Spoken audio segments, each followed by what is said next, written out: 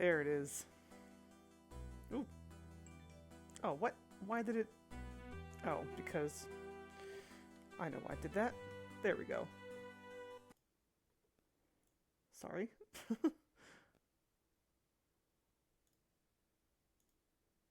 What the heck? There we go.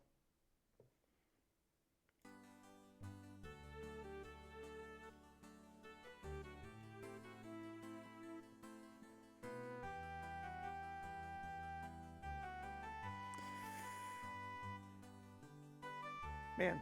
Look at this giant mouse cursor. Love it. Good evening, everyone. Welcome to the Crimson Diamond.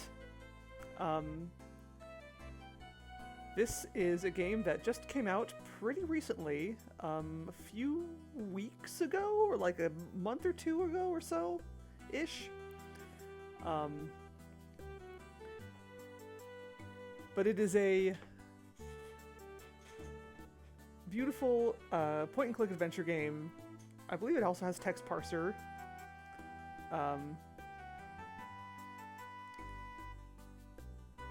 Created by Julia Minamata, who is an excellent EGA artist. And we're gonna get to see her work in this game. It's gonna be beautiful. So this is I have not thought out an intro of this. Obviously, I'm just kind of like I have no brain for talking tonight. Apparently, sorry. Anyway, this is basically a love letter to the Laura Bow games, specifically the first one, the Colonel's Bequest. So let's get into it. Let's start with the tutorial just for funsies. Welcome to the tutorial room. My name's Nancy Maple. I'll be showing you some of the basics of playing a text parser adventure game. That's right, it is text parser. Follow the text prompts at the bottom of the screen to progress through the tutorial. When you first enter a room, it's useful to start by typing look. Just start typing on your keyboard as you normally would. Tutorial room. To exit the tutorial, type open door and walk out with arrow keys or click the mouse at the doorway. Try typing look. It's text parser and point and click. Beautiful. When you type look in a room, the game will describe important features. You see a cupboard and a green door. The game will also list the other characters in that room. Jack is here. Type look Jack to learn more about him. Look man or look person will work too if you're having trouble with names.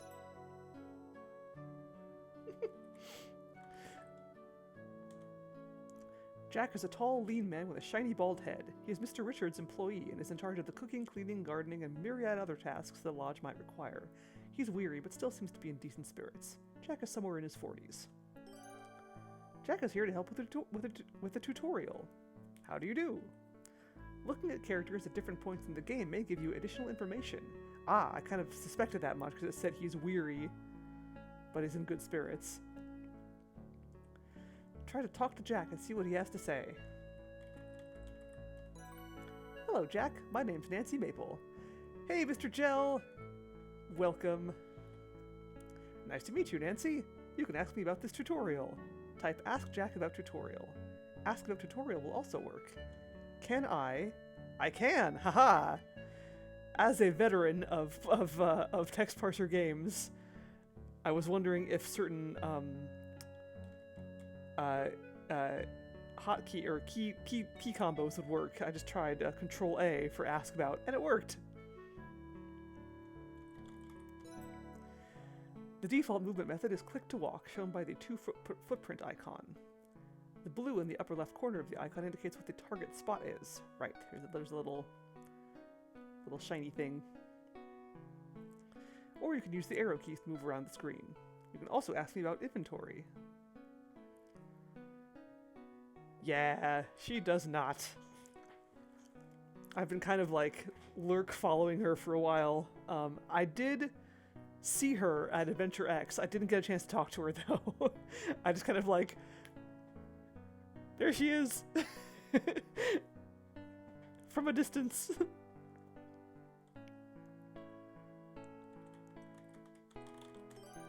You can access your inventory by typing inv or I into the text parser, or you can press tab. cursor will change to an eye. Click the eye on the items in your inventory to look at them. An issue of the Toronto Eye from a few weeks ago. Click on the gray loop icon at the bottom of the inventory window. The cursor will become a loop. You can examine some of your inventory items more closely using the loop.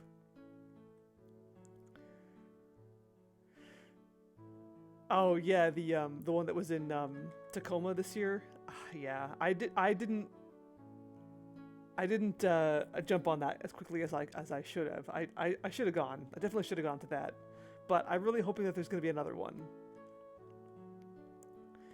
You admire the minute dots that comprise the newspaper photograph of a round-cut diamond. The natural diamond described in the article would be an octahedron, not a faceted specimen. What an embarrassing inaccuracy. You can close the inventory window by pressing Tab, the escape key, or Enter. You can also examine objects in a room using the loop. Try examine the cupboard to learn more about it. What if I look at it? The cupboard is massive with a set of double doors with paneling. Okay, I have to examine, that's different. The cupboard is made of a lovely, fine-grained wood, though it's seen better days. Most furniture won't be that interesting to examine. This is just an example. If you're not sure what to do next, you can check your notebook. Try Ask Jack About Notebook. Oops. Your lucky mineralogist's loop engraved with your name and attached to a handy lanyard. Great for getting a closer look at things. An issue of the Toronto Eye from a few weeks ago. Oh, that's cool. To finish tutorial, look at Jack, talk to Jack, ask Jack about tutorial, and get the hat. The notebook can be helpful if you get stuck. It'll tell you what you need to do next to progress through the game. Be careful, if you simply follow the notebook's prompts, you might miss important details. The notebook will be displayed if you type Note or N. To flip through your notebook pages, click the green up and down tabs or use the arrow keys on your keyboard. You can close the notebook by clicking the X button, the escape key, or Enter. Thanks so much, Jack! You can also ask me about that cupboard over there. You can open the cupboard by typing Open Cupboard. If you type Open Door, it'll open the green door and not the cupboard door. Sometimes there will be more than one cupboard, in which case you might have to walk close to the cupboard you want to open.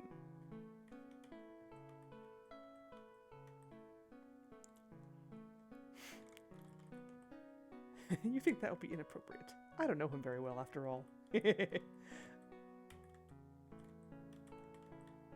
Oh, okay, so arrow key movement, I have to hold down. Interesting.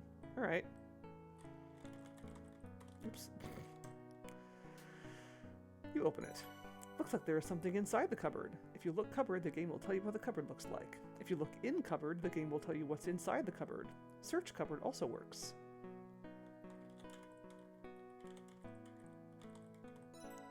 You see a green hat in the cupboard.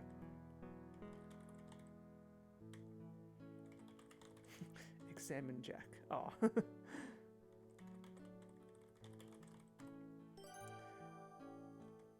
That's my green hat. Try take hat. Your hat looks pretty good considering you got it secondhand. You take the green hat. Congratulations, you've completed the tutorial. Open door to leave this tutorial. Congratulations, you're done. Yay! I knew it. I knew I'd get an achievement for doing the tutorial. Open the door and walk out to leave. Thanks for playing the tutorial. Hope it was helpful. This tutorial has covered the most commonly used parser commands, but there are more to discover. Feel free to experiment.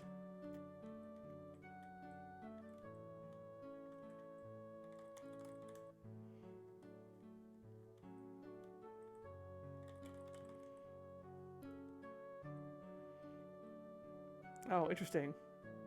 If I repeat earlier things, it bumps me back to earlier in the tutorial. Interesting. If you're ready to leave the tutorial, either use the arrow keys to walk through the door, or click the feet icon to the right of the open doorway. This room will reset once you leave it. Thanks for playing the tutorial. Alright. What's in the menu?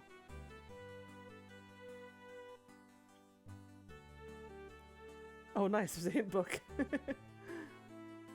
Can I... Oh. Yes, this is what I want. I want to be able to... Oh! Oops, what happened there? Why did it do that? Sorry, let me fix that.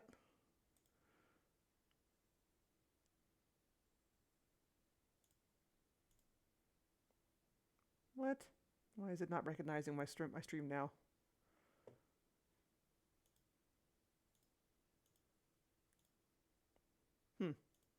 Weird.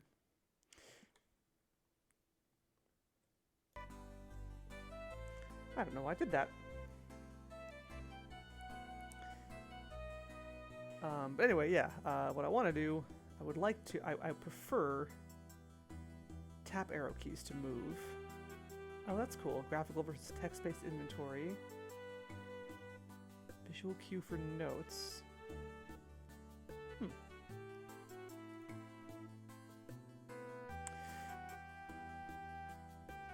Okay. Anyway, yeah. Let's go. Crimson, Ontario, 1914. Yes, this game is set in Canada, by the way.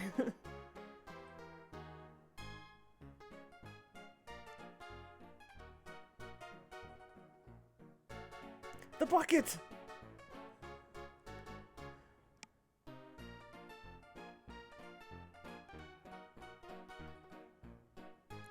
The Royal Canadian Museum, Toronto, Ontario.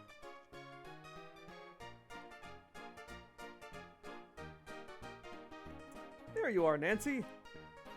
This is it! What we've been waiting for!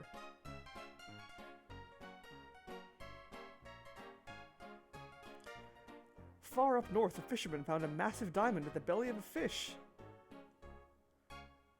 This could be a real boon for our mineralogy exhibit. We need something better than those dilettantes over in geology.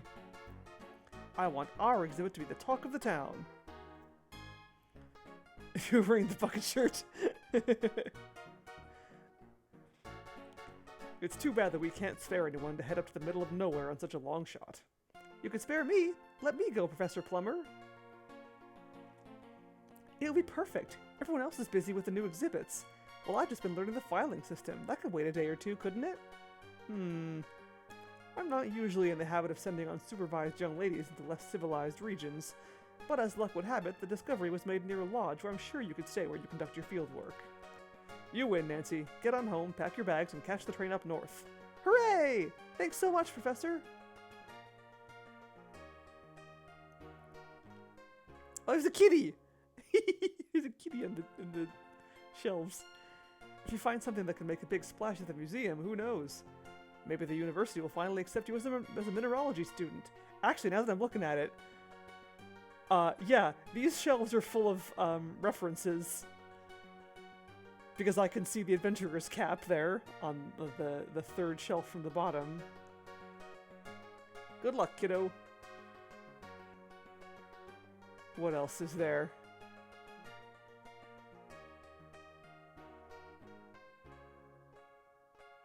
Actually, I don't really recognize much else. Oh, no, there's a tentacle. Oh, nope. There's a tentacle on the top shelf, the green tentacle, and also Murray is right next to it. Oh, and I think that's Manny Calavera on the far left.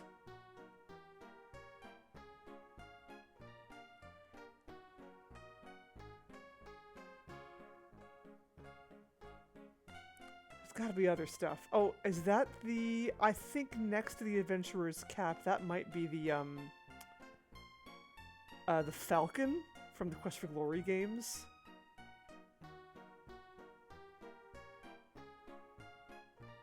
That chest at the bottom looks familiar, next to the cat. I can't place it, though. It's Fox Leona! I guess you were streaming today. My phone said nothing that about you streaming. But then I checked Discord this evening when I got off work, and apparently you were streaming today, and I had no idea. I guess I should just assume every day that you're streaming. So, I missed it. Sorry. Is there anything else? I don't recognize any other obvious references here. And nothing else is jumping out at me. I'm sure there's others I'm missing. Anyway, I won't let you down. Yeah, it's true. I should know better than to rely on my phone by now, considering how often it is let me down. A few hours later, here's my train.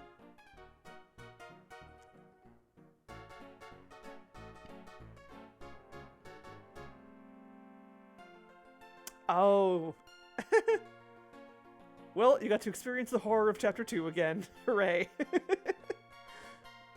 This is it! My first time out of the city. I'm going to make the most of this trip. I can't wait to see the rocks of Northern Ontario. Goodbye, big city. Hello, adventure. Yeah. A few hours later. Snore.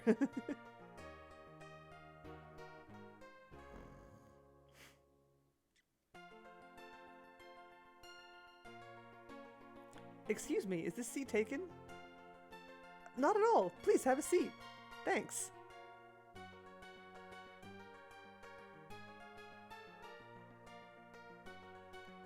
My name is Kimi Kishiro. Where are you headed?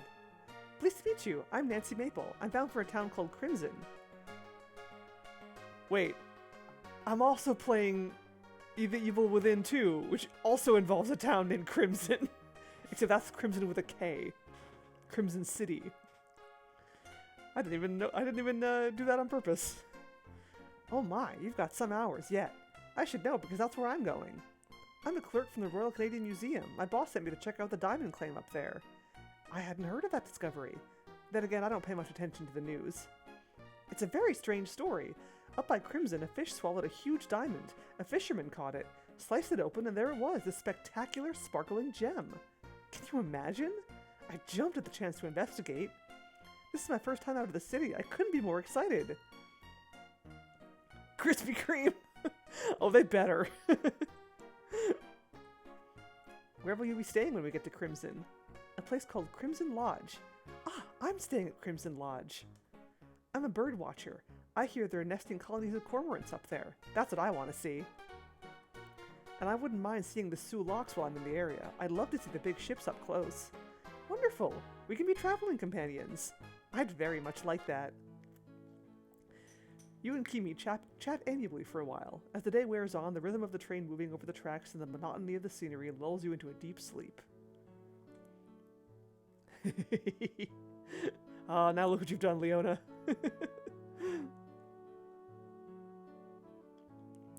The conductor announces, Crimson, this stop.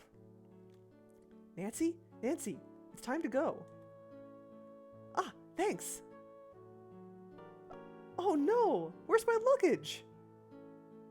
It's not here! There's no luggage left at all! My field kit's in there! What am I going to do? The train will be leaving soon. Nancy, we have to leave now. Ah!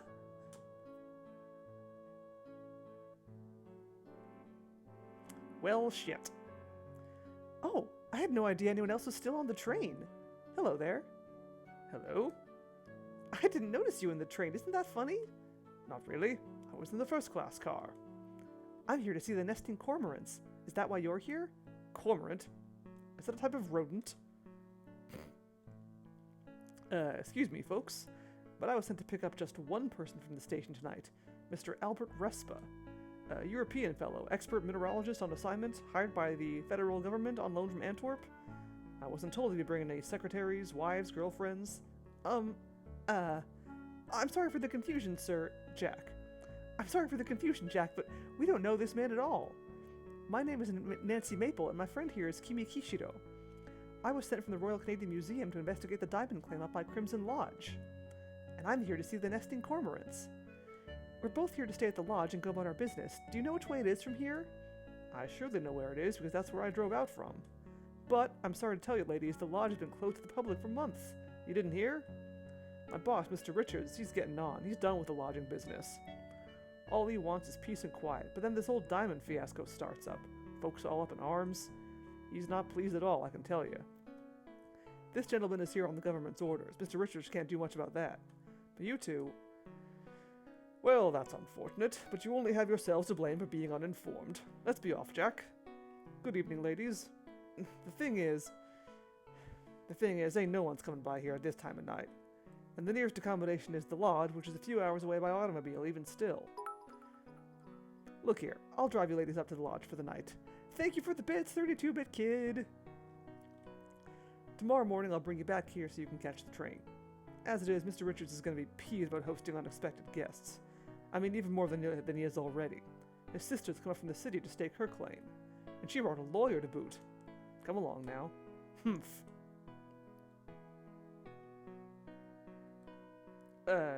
Sure, I'll get those for you.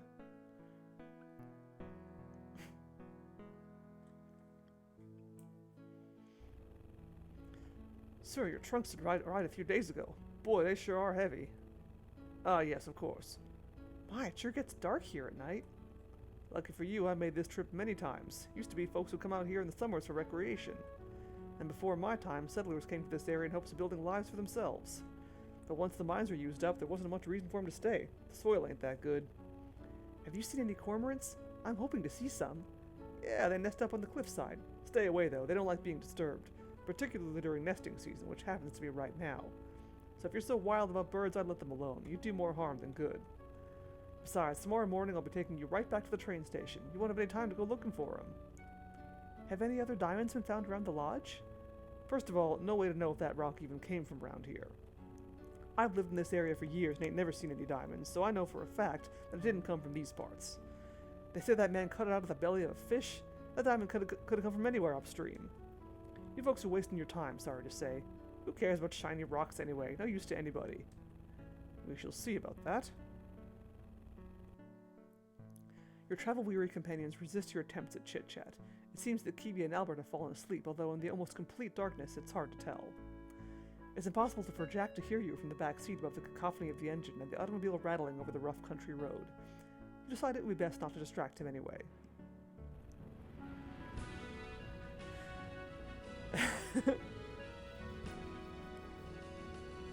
Here we are.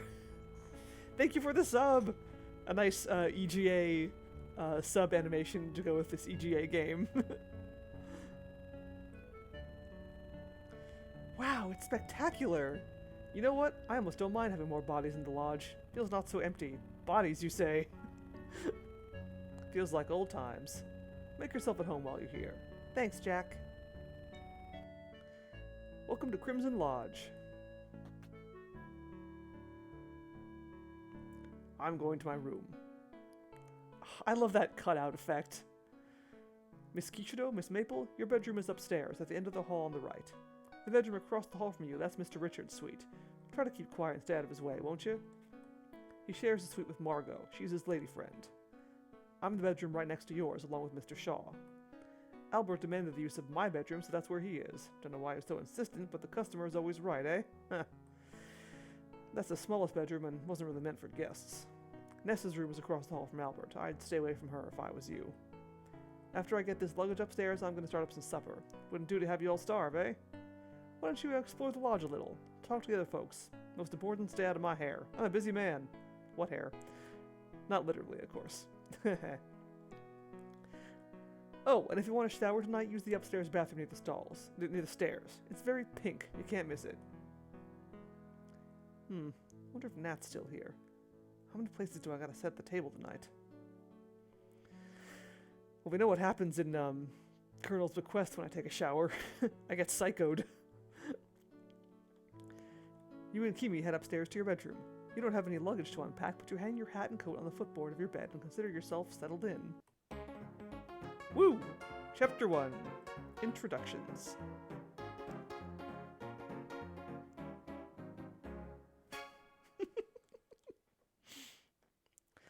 To move Nancy, you can click on the feet. You can click the feet icon on your target destination, or you can use the arrow keys to move. I should talk to everyone and get to know them a little before dinner. Your notebook will tell you what you need to do to progress through the game. Type notebook or N when you need to refer to it. When you have lots of notes, click the arrow buttons or press the arrow keys to scroll through them. Essential objectives that must be completed to progress in the game will be marked with XXX. Type review at any time to check your current goals. Seeing as I've lost my luggage, I don't have much to amuse myself with before dinner. Perhaps if I take a look around, time will pass a bit faster. Typing look into the text parser is a good way to get your bearings. Game has auto-saved. Yay!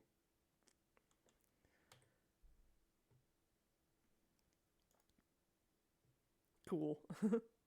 50 save slot maximum. I'm pretty sure that's a lot more than the max of games back in the EGA days.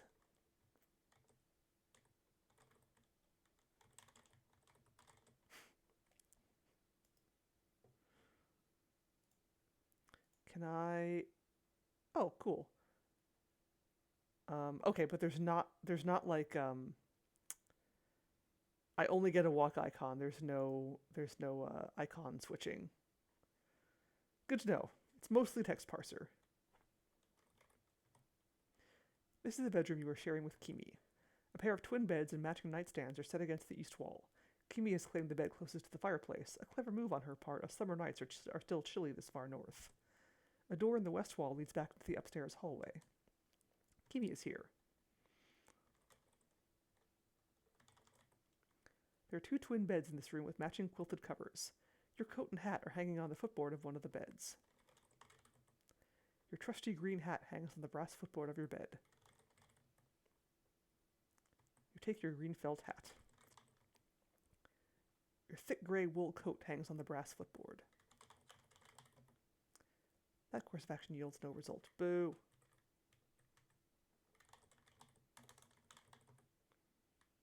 You take your gray wool coat. You don't need to wear your hat. Well, fine then. The table lamps have matching blue shades and sit on matching nightstands. You don't want to sleep right now. What if you miss dinner?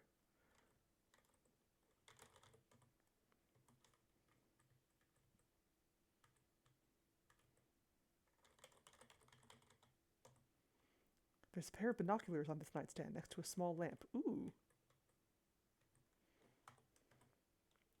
There's a small lamp on this nightstand.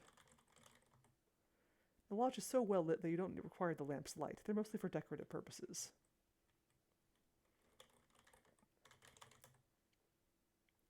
The binoculars look sturdy and well made. Get them. Aw. Please don't take those. I need them for my bird watching. Aw, fine. The windows offer breathtaking views of the dense forest below. It's dark outside.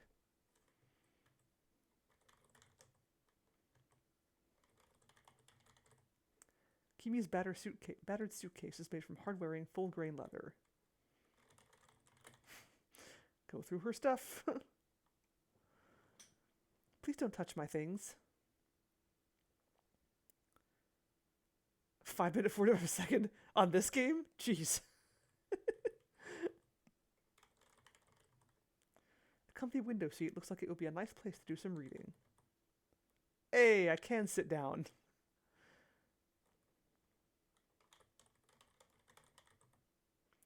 The beds have nice fluffy pillows on them. There is a pink and yellow striped pillow on the window seat.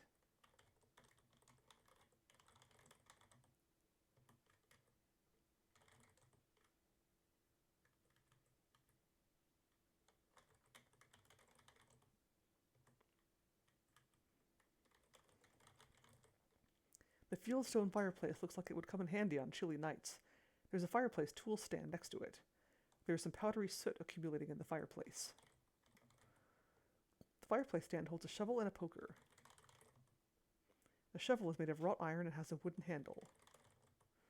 The poker is made of wrought iron and looks pretty sharp. The poker might poke through your pocket and puncture your leg. I mean, maybe I want that to happen. Maybe this is an adventure game and I want to die in every way possible. The shovel is needed for proper care and maintenance of the fireplace. A triptych of small woodcuts on colored paper hang in silver frames. Oh, a black and white photograph of a mountain hangs over the fireplace.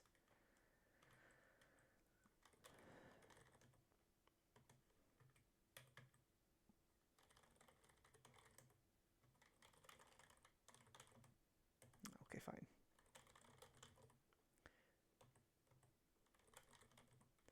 There's some powdery soot building up in the fireplace. Yes! Dumb ways to die, reborn.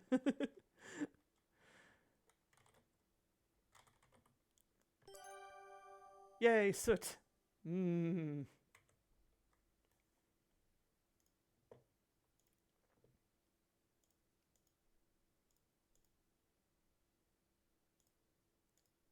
Your green felt hat. Your trusty gray wool coat.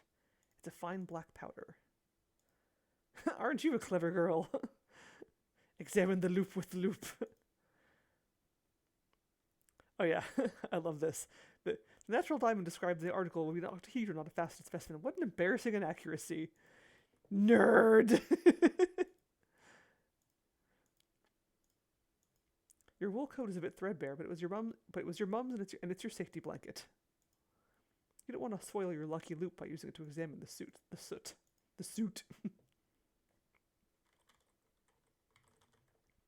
There's a vase of flowers on the low coffee table. A ceramic vase of flowers is glazed a pretty blue color. It's a small bunch of lovely, freshly picked red flowers. The flowers are a pretty decorative accent that brightens the room. You decide to leave them alone. Kimi Kishiro is a petite Asian lady in her late 30s. She's ruggedly dressed in knickerbockers and sensible shoes. She seems shy and doesn't reveal much about herself. During the train ride, you manage to glean that her family emigrated from Japan in the 1870s. Kimi is writing in her sketchbook with a pen.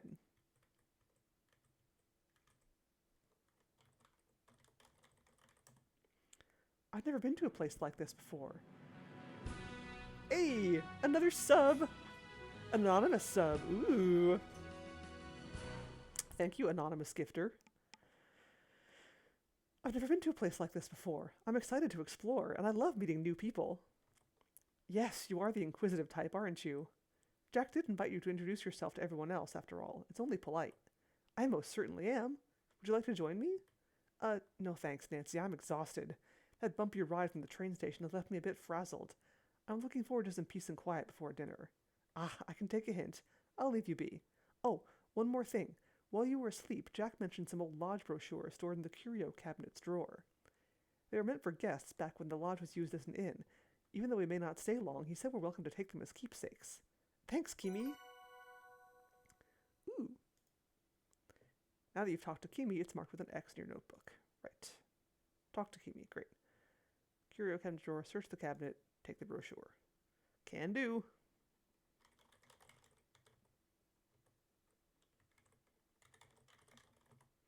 It's just a hobby of mine. I'm not very good. I prefer not to show my drawings to anyone. It's too embarrassing. Isn't it splendid?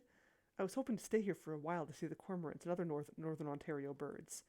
But the lodge is now closed to guests? What a disappointing turn of events. I'd heard there were nesting cormorants in this region. Nowadays they're rare. Fishermen kill them because they think the birds eat up all the fish, but it's not true. Poor things. Geology is not my area of interest. Birds are much more interesting to me. I'm sorry, Nancy, I don't know anything about that. I was born in Canada, so all I know about Japan are the stories my parents told me. I was born in Vancouver, British Columbia. My parents immigrated from Japan. They have a farm in Vancouver where they grow flowers and a little flower shop. I'm so proud of their hard work. No.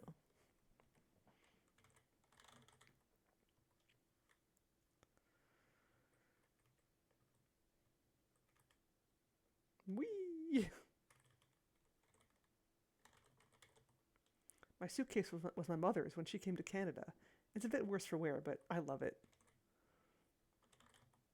Jack is my hero. He brought us to the lodge. He didn't have to do that. What's the other guy? Albert? I know as much about him as you do, which is what Jack told us. The government sent him to officially investigate the diamond claim. He seems rather brusque, doesn't he?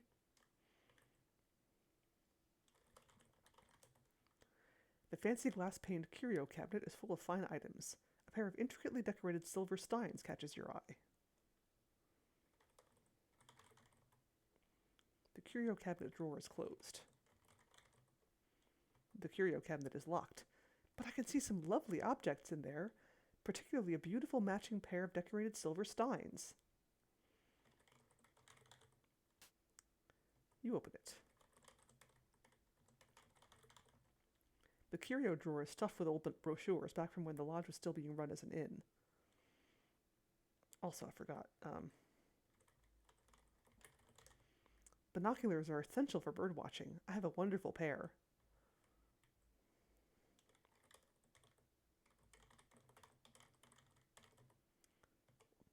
I think Jack said some old lodge brochures are stored in the curio cabinet drawer in me and Kimi's bedroom. You pick up one of the lodge brochures. Yay! Yes, ask about brochure. First, let me look at it. Ah. Oh, there's a map. Cool.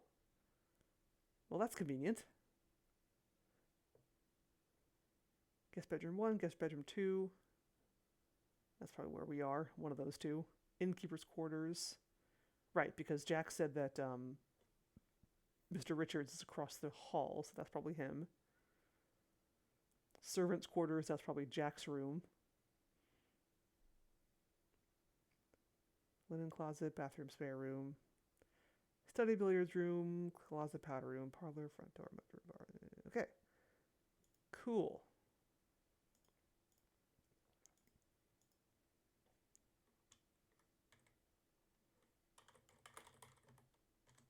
Oops.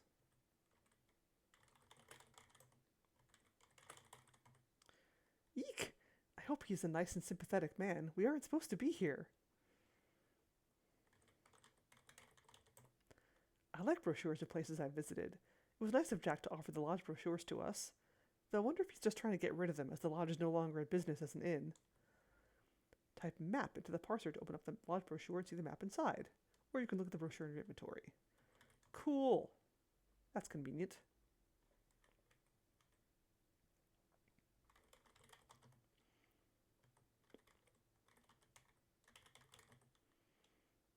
Woodcuts. The woodcuts are charmingly executed and displayed against colored backgrounds.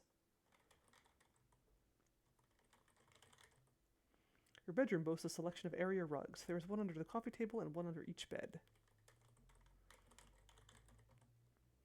There's nothing under the carpets, here or anywhere. Nipping that in the bud right away. Thanks, game. Just no. Stop it. Stop it, adventure game player. Fine. Type help or H to open the help window. There is a list of parser shortcuts to simplify using the parser. Example, OD means open door. And other things, but okay. Cool. Yeah, actually, what do you got? What are your shortcuts? Right, spacebar, repeat last parse. Although I'm used to F3 for that. Oh, cool. Examine with the loop, nice. Talk to, search, open, close. Ask about, or Control A, in my brain. Cupboard, drawer, cabinet, door. Interesting. Guess there's enough of those here that we need those. Oh, cool. And then there's shortcuts for people, too. Interesting. Huh. That's really cute.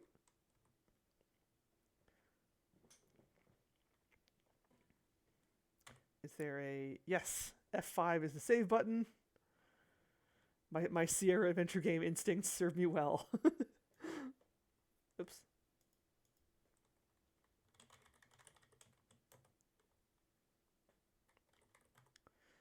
This is the northern end of the upstairs hallway. The door to the west leads to the master bedroom. The door to the east leads to the room you share with Kimi. An impressive oil painting is mounted here.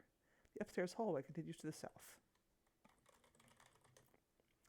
A masterful oil painting is framed and hung at the end of the upstairs hallway. The plaque reads L. Harris. Ooh. I wonder who that is. The door to the west leads to Evan and Margot's bedroom. The door to the east leads to the bedroom you're sharing with Kimi. The upstairs hallway has a long, well-worn wool carpet covering the hardwood floor. It is dyed purple and has a scalloped pattern woven into it. The hall sconces provide a surprising amount of illumination. Their flickering candlelight casts a warm glow. There is nothing behind the painting.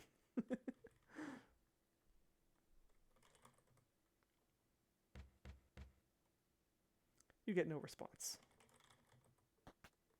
Oh, just walk right in. All right. Oh, interesting. Okay. Nobody here. This is the master bedroom. Mr. Richards shares it with Margot. You feel a little weird about invading their private space. There is a wardrobe and nightstands to the left and right of the bed. There are 2 doors in the south wall and a door in the east wall leading back to the hallway.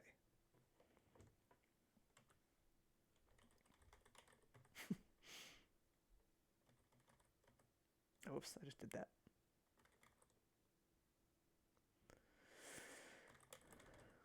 The bookshelf contains a variety of books on many subjects. Most of them are in French. You don't know how to read French.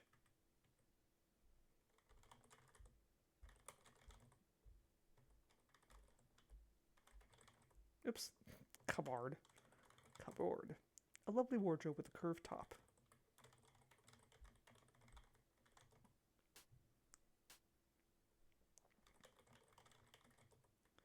The wardrobe contains a few garment bags and folded up pairs of overalls. The large blue trunk has a metal tag screwed into the top. Oh, trunk, not bag. Garment bag. There are 3 garment bags hanging in the wardrobe.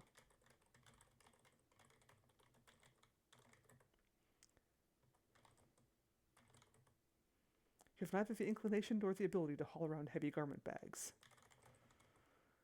The overalls are folded neatly at the bottom of the wardrobe. The overalls are neither your size nor your style.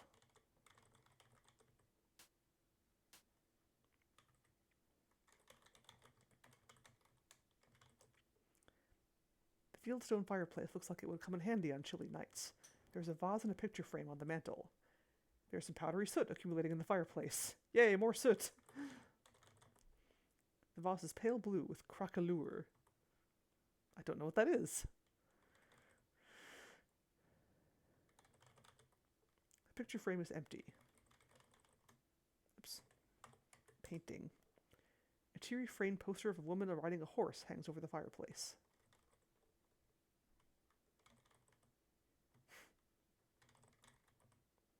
You have enough soot.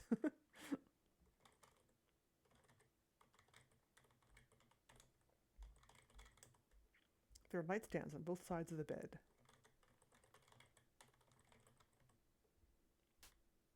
You open the nightstand.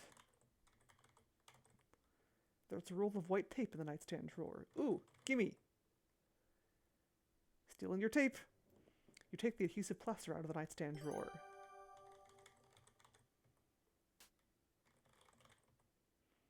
There are 2 lamps in the master bedroom, 1 for each nightstand. Their crimson shades match the rug. The scarlet carpet has a bold floral pattern woven into it. The large bed has a cozy-looking quilt on it. The headboard and footboard have a carved tree design. Cool. The beds have nice fluffy pillows on them.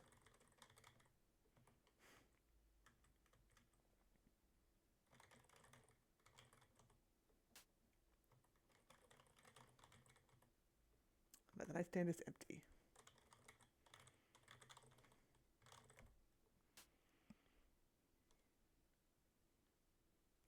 Ah, that's kind of what I assumed, based on like the way the word sounded. Craquelure. That's cool. And now I know there's a word for it. Is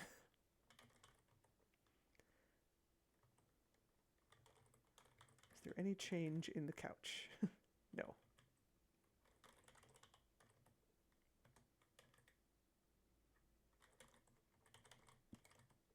The green curtain nicely frames the window. The tag is scratched and dented from years of rough use.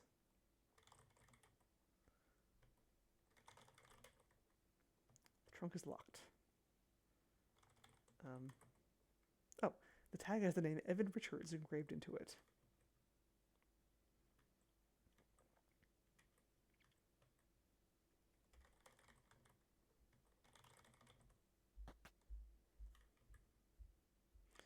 Ooh, bathroom. An ensuite bathroom. What a luxury. You see a classy Victorian bathtub, a pedestal sink, a toilet, and a wastepaper basket. A door in the north wall leads back into the master bedroom. An ornate bathtub is the focal point of the room. It's surrounded by a teal curtain. The fluffy blue towels match the decor.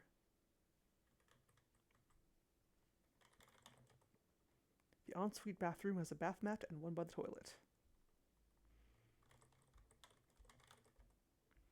As fluffy and blue as the towels are, removing them from the bathroom will be most inconsiderate. Used isn't used in this game. Other verbs are required. Good to know. Your pockets aren't big enough to accommodate the bathtub. If only you'd worn your other skirt. The blue shower curtain hangs from a small wooden hoop, causing it to drape in a pleasing triangular shape.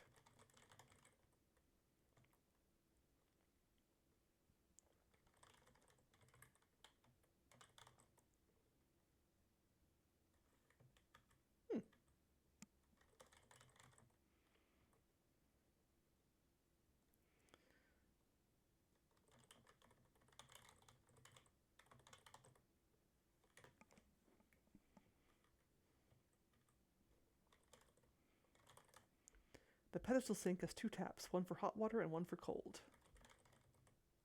The oval mirror is set into a wooden frame. Yay! There's a reflection!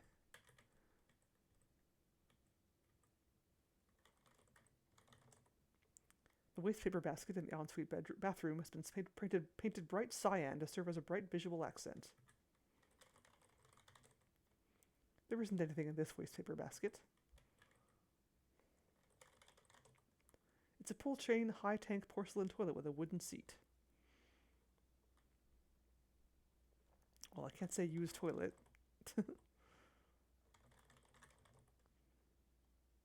What? Oh. You close the door leading out to the master bedroom. A little privacy would be nice. Cool. Flush.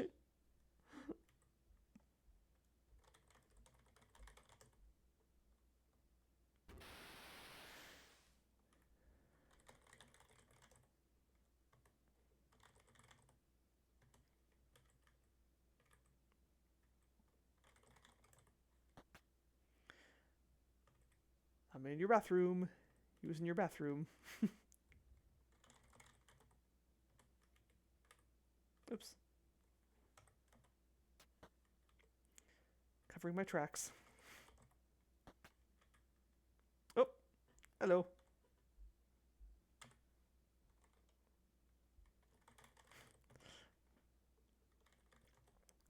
The boudoir transports you to Fin de Siècle, Paris. I apologize for my French, it's terrible.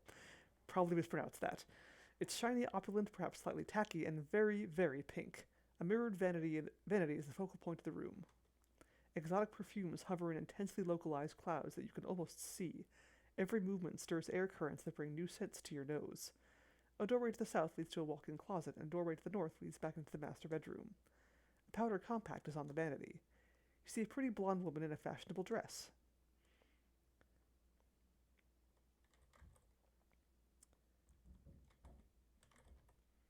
The lamp has brass hardware and an exquisite glass shade. The bottles contain perfumes and fragrant oils. Screen? Yeah, the gorgeous dressing screen is decorated with a leaf motif.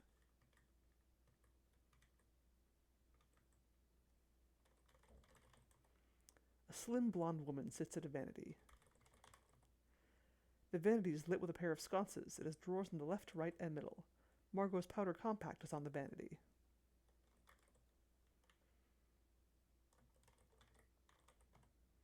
The mannequin form is quite large. Perhaps it was once used in a store's display window. The ornate silver chandelier is a bit over the top to your eye.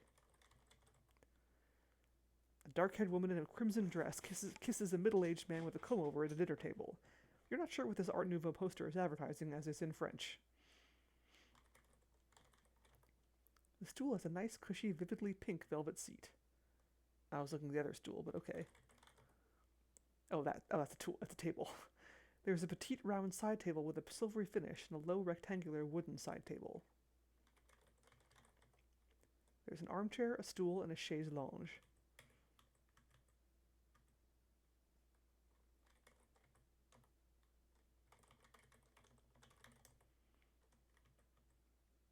That's not an armchair. It has no arms.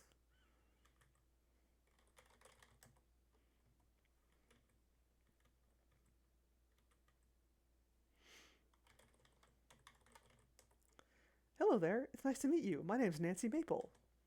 A pleasure to meet you, mademoiselle. I am Margot. Welcome to Crimson Lodge. How long will you be staying with us? I'm only here tonight, unfortunately. I was sent here by the Royal Canadian Museum on assignment, but Jack says I'm due to leave on the train tomorrow, according to Mr. Richards' wishes. I see. I'm sorry we won't get to know each other better.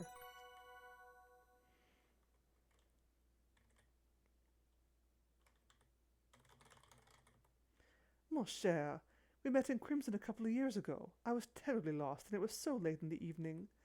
No more trains were running that night, so he invited me to stay at the lodge, and I have not left since then. We don't have to talk about the accident. This poor armchair was born without arms, or it lost its arms in the war.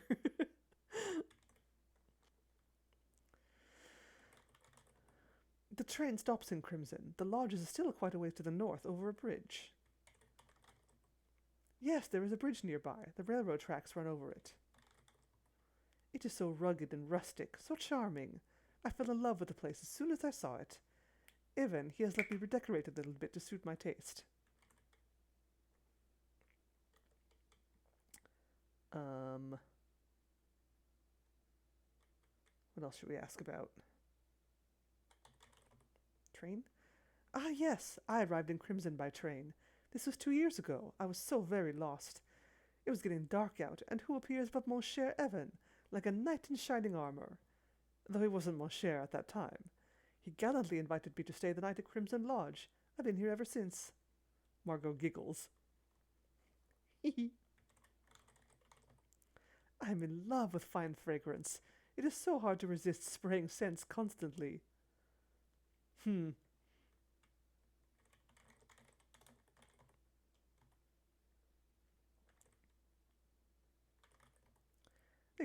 used to be many staff here, but now it is only Jack. Evan hired him after he shut down the lodging business and sent everyone else away. But that was all before my time. I only know Jack, and he is a fine man. He is in the kitchen making dinner. It smells so delicious. Jack lacks formal training in cooking, but he does his best. Simple and wholesome food. Diamonds are the finest of jewels, fit for royalty. Those are the birds that eat fish. Very good. Excusez-moi, mademoiselle. These are my private things.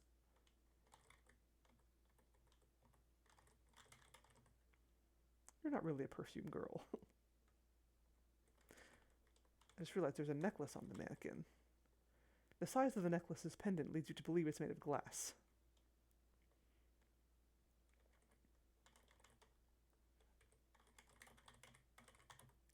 There's an elegant tin of powder on the vanity. Powder is good for ridding oneself of a shiny complexion. Soaks the oils right up. Margot eyes you critically. You could probably use some, mademoiselle. Gee, thanks. Gimme. You gesture towards the compact questioningly. Margot nods in assent. But of course, please do take the powder. You certainly need it. Thanks. Oh, sweet. You accept the powder from Margot. Thank you. It is nearly empty and I have another. Please use it for as long as you are here. Yay! Well, Margot's nice. I don't trust her. Oh, right, I got tape, too. It's a roll of zinc oxide adhesive plaster. An elegant tin of powder. A label reads, "Absorb your oils and grab your prints." A brush is included for application. After heavily scrutinizing the roll of zinc adhesive plaster, you conclude it doesn't benefit from closer examination. I'm sensing some, like, fingerprint material here. Ooh. Margot's walk-in closet is luxuriously appointed. It has an enormous mirror on the wall and an ornate bench in the center of the room. There's a shelf full of footwear, some fancy frocks on hangers, and a selection of elaborate hats. A wardrobe and 2 chests of drawers are surely bursting with more finery. A doorway in the north wall leads back into the boudoir. Look at all these shoes! Most of the shoes on the shelf are high, pointy, and impractical. The lowest shelf, however, does hold some boots. A row of boots are on the lowest shelf. They are leather and look more suitable to tramping around the woods, although you note that Margot couldn't resist a slight heel on all of them. Keypads and lasers. It's a sneak time travel game.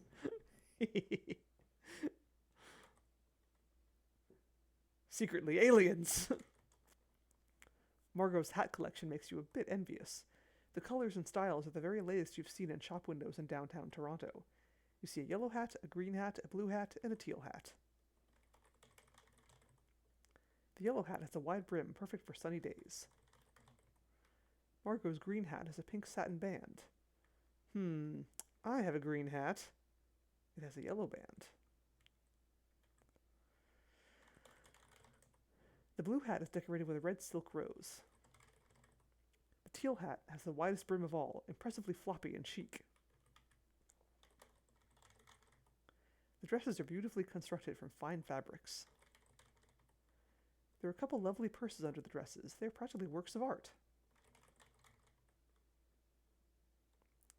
When Margot stores her purses, it appears she empties them of their contents. Good to know.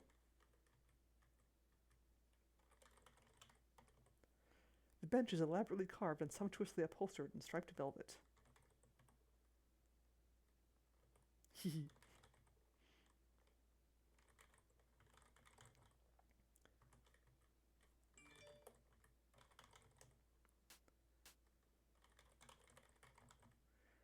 The wardrobe is full of feather boas in a rainbow of colors.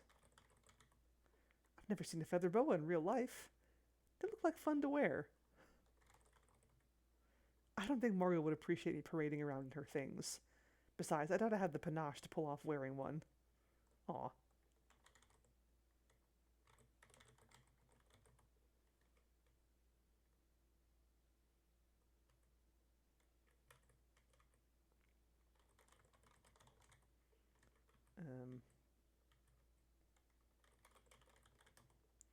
A full-length mirror with a silver frame. It must have cost a pretty penny.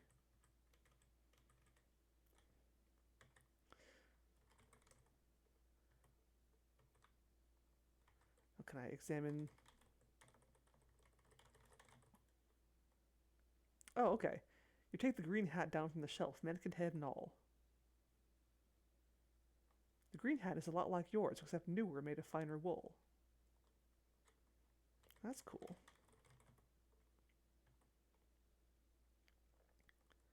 You take a close look at the yellow hat, admiring the quality workmanship. Maybe one day you'll own a hat as fine as this.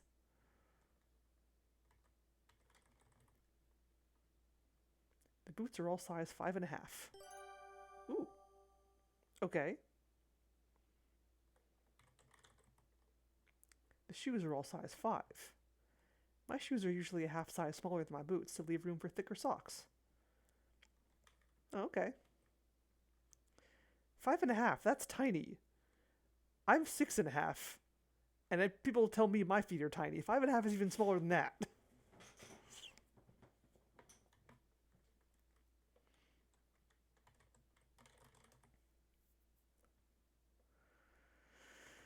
The red silk rose on the blue hat is exquisite. The stitching is minute and even.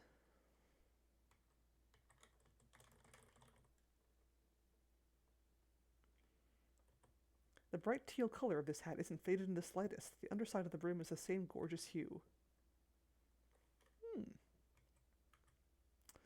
Okay. Examining things. Pays off. The clear, colorless nugget is an odd amorphous shape. It shines with an almost adamantine luster. It's about the size of a grape. It's stunning. Ah, you are admiring my necklace.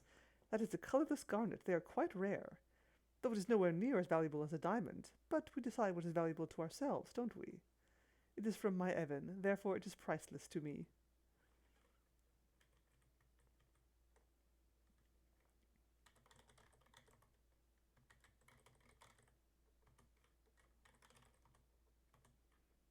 Examine Margot. Margot is Evan Richards' paramour. She is more glamorous than you'd expect to see in these parts. Margot has shining flaxen hair, fair skin, and full lips. She's fashionably attired in a pink damask and ivory lace dress. She seems sweet, but you've met charmers like her before. Margot is powdering her nose at her vanity. I suppose she's primping for dinner. Okay, bye Margot. Nice to meet you. What else can I examine?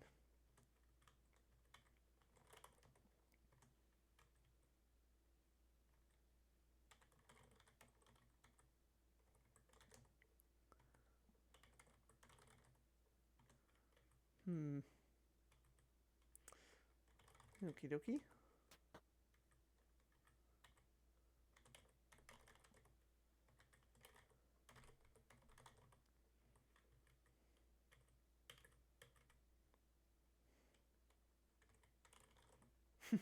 I'm not picky. As long as it's filling and wholesome, it's good to me. Margot? Jack said she's in a relationship with Mr. Richards. I haven't met her yet, or Mr. Richards for that matter. I hope he isn't too upset that we are unexpected guests.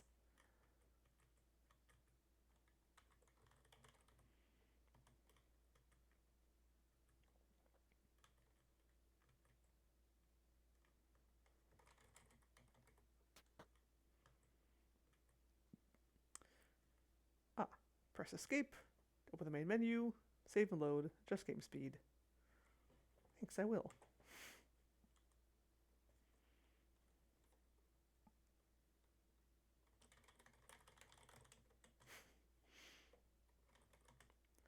This is the upstairs hallway. The bedroom that Jack and Corvus are sharing is through the door in the east wall. The hallway continues to the north and south.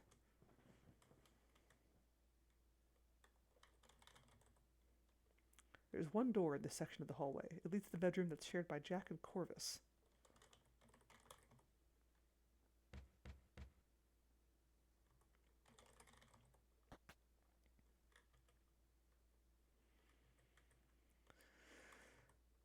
This is the bedroom Jack is sharing with Corvus. Judging from the crate haphazardly filled with clothes, Jack didn't get much notice regarding this new living arrangement. There's a large dresser set against the back wall containing many small drawers. There's a pitcher and a drinking glass on top. You also see a low coffee table, a writing desk, bookcase, plush armchair, and a pair of beds. A door in the west wall leads back to the upstairs hallway. Look at that cat painting!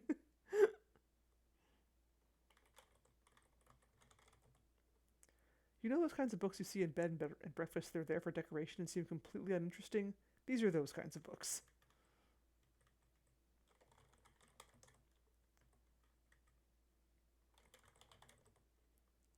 It looks like an old fruit crate. It's filled with a pile of clean clothes. If the crate has secrets, they will remain a mystery.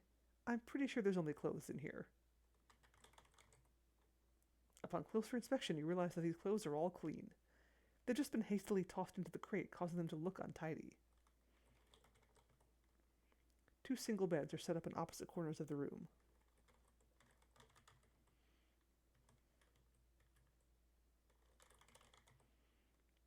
The desk lamp is an electric model, a surprisingly modern convenience.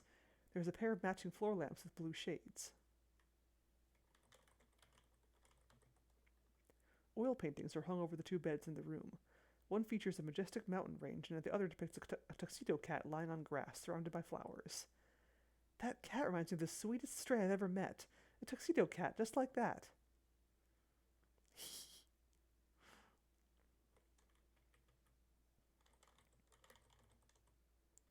The mirror has been cleaned to a streak-free finish. Jack sure knows his stuff. The water glass and pitcher are set on the dresser. Have you ever awoken in the night with a fierce thirst?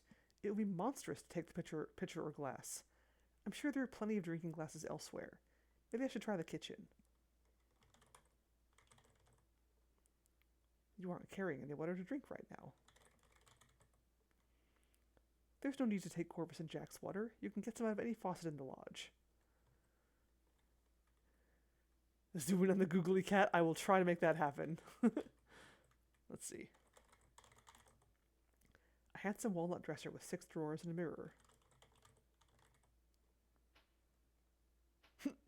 All of them. Oh, that's cool. After searching through all the drawers, you find moth-eaten socks, loose buttons, single shoelaces, and other assorted bric-a-brac. Nothing too interesting in there.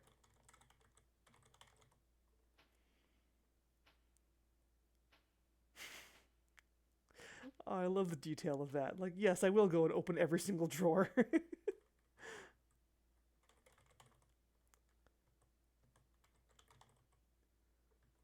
Oh, come on. Oops.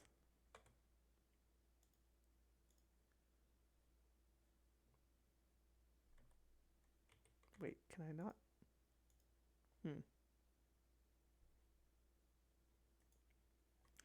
I don't think I can get a close-up on the googly cat.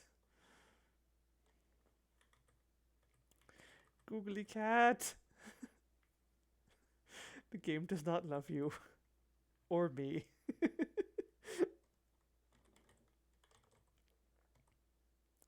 There's a leather satchel on this bed. The satchel looks like the type used to carry important documents. Oh boy! Snoop! Corvus's satchel is locked. There are a pair of brown leather Oxfords by the bed on the right.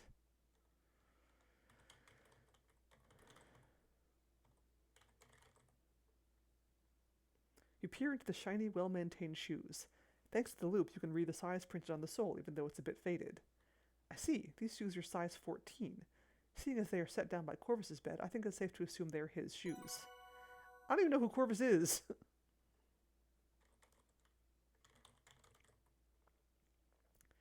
That's what I get for snooping in people's rooms before I introduced myself to them.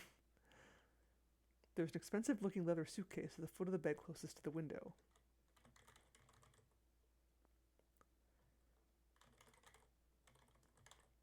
I guess it'll be important that I know people's shoe sizes at some point. The luggage is locked tight. The writing desk holds a blotter, a lamp, and a cup of pencils.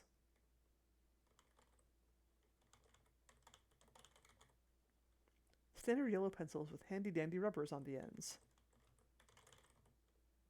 You never liked getting smudges on your hands. Pfft. The waste paper basket is a gray metal receptacle similar to the others around the lodge. Oops.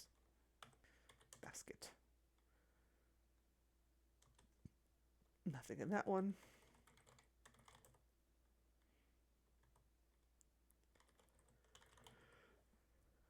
There's a blue armchair in the center of the room, set next to a coffee table. A narrow coffee table sits in the center of the room, and a writing desk is set against the wall. You don't find anything particularly interesting in or around the desk. Doesn't have drawers. The leather blotter is dyed a brilliant green.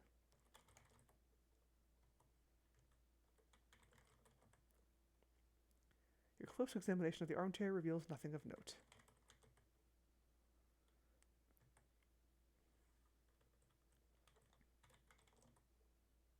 The bed is so neatly made, you can't think of a good reason to alter its current state.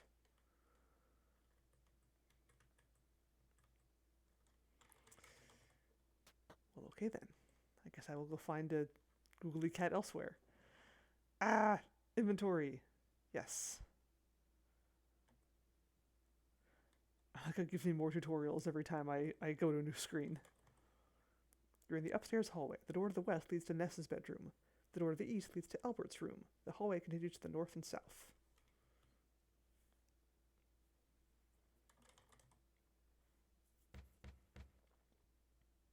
You knock lightly on Albert's door. Leave me alone, whoever it is. I'm busy. Coming in anyway.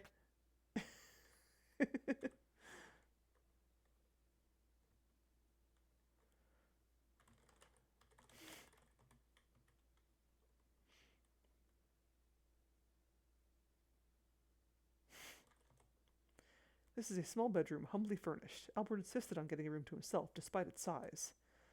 The furniture in this room is of simpler make and consists of a wardrobe, desk, and nightstand. There is a pitcher and a drinking glass on the nightstand.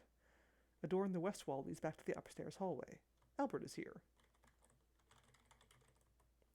This wardrobe is made of pine compared to the finer pieces of furniture around the lodge. It has a built-in drawer.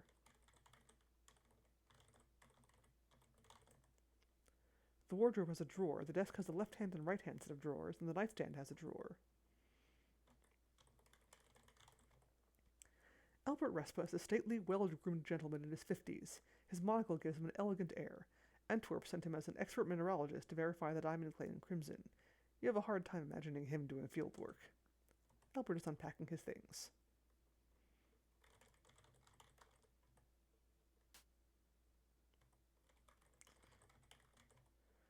The wardrobe is full of Albert's clothes and shoes.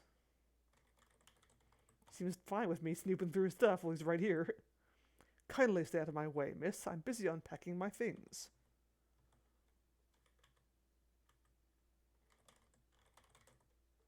Albert has hung his jackets and some of his shirts in the wardrobe. The clothes are so neatly arranged that you're afraid to touch them lest you incur Albert's persnickety wrath. Albert has stored a couple of extra pairs of fancy patent leather Oxfords in the wardrobe. What size are your shoes? You can see a small number 12 marked on the insides of the shoes.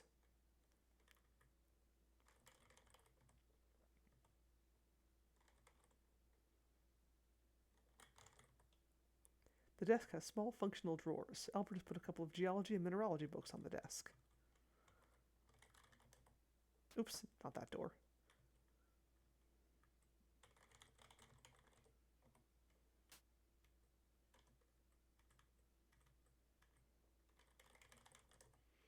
A small oil painting of what looks to be Northern Ontario wilderness hangs in a simple wooden frame. The geology and mineralogy books look as good as new. The titles are in German, so you can't read them, but from the pictures on the cover you surmise they are about minerals. Don't touch my books, Miss Maple. It seems like no one has touched those books, Mr. Respa. Humph. That's none of your business. Humph. Oh, snap! I guess I should be getting him a German accent, huh?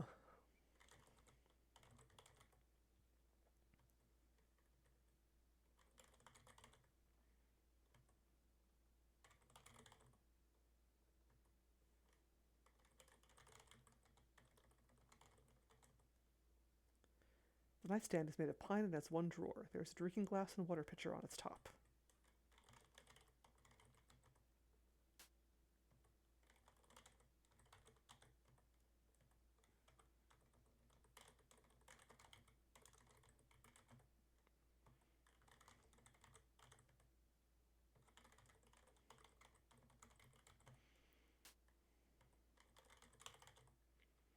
The water glass and pitcher are set on Albert's nightstand. What a thoughtful and hospitable touch.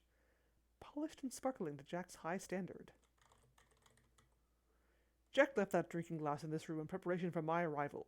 You can't be surprised that you don't have one as an unexpected guest. If you want one of your own, I suggest you ask him.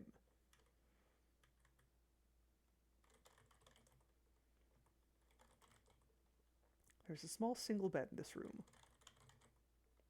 There are two identical large chests at the foot of the bed.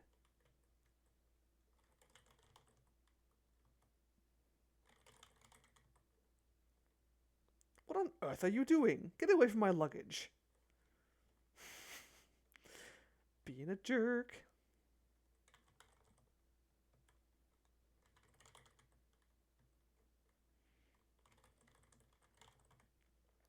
Hello, Mr. Respa. How are you settling in? Please, miss, I'm busy at the moment and can't chat. Please, Miss Maple, I'm rather busy at the moment. Perhaps we can converse after dinner.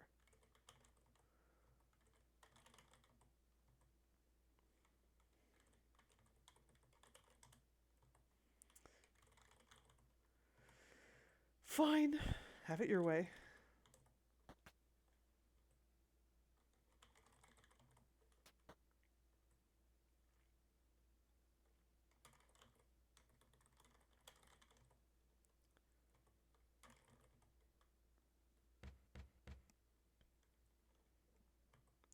No response.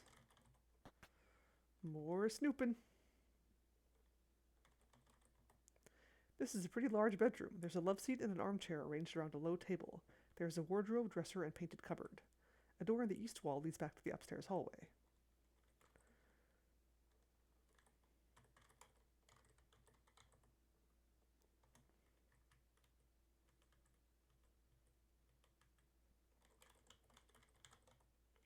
The cupboard is painted with pleasant floral patterns. The 3 drawers have cute round pulls.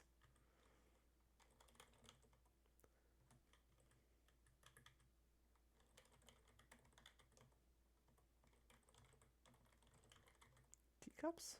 What's those things on top? We'll find it.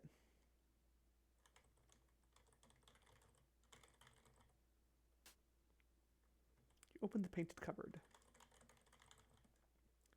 The painted cupboard is currently empty. You wonder if Ness has been too preoccupied to unpack.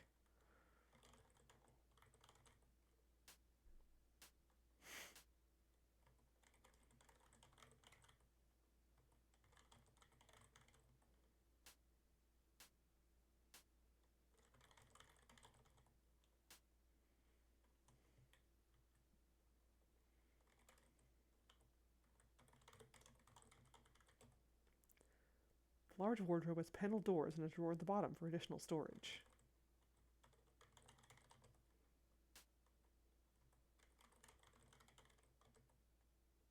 The wardrobe is empty. You suppose Nessa hasn't had a chance to unpack.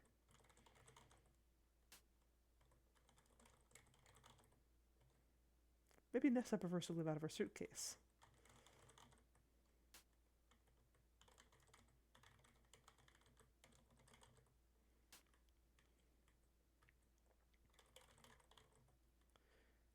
Oh, the dresser features a mirror, a left cupboard, a right cupboard, and a top and bottom drawer. There's a lamp and a jewelry box sitting on the dresser top.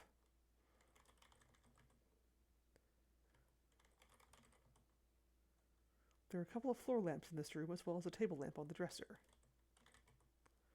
The jewelry box is made of fine wood and has a brass lock. The smooth wood is shiny and well polished. Locked, of course.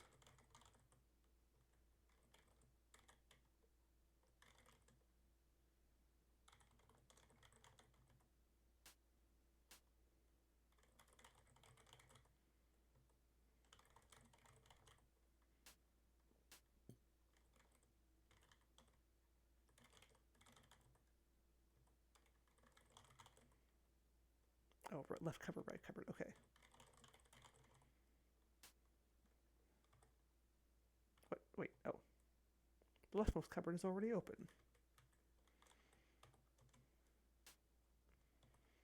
Open the right-hand cupboard.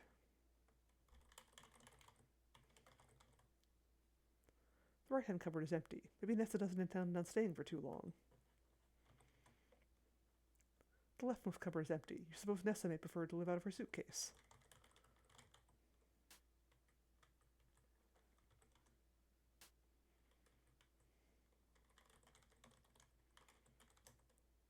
The bed is enormous, queen size by the looks of it. Oops. Under bed. You have an intense fear of dust bunnies and can't bring yourself to do so.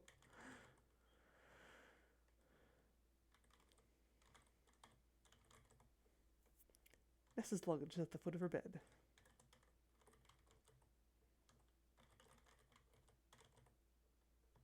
Locked. Oops. Desk. Desk. A writing desk sits in the corner.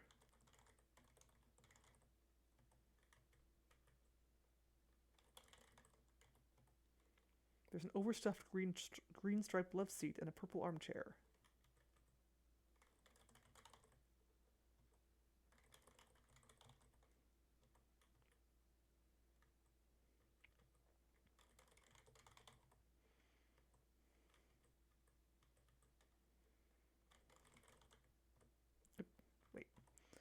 A broad, low coffee table takes up much of the floor space.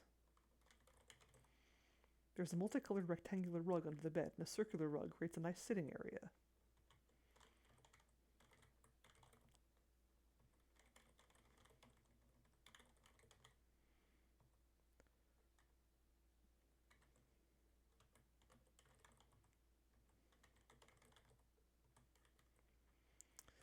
Bunch of nothing in here. Oops.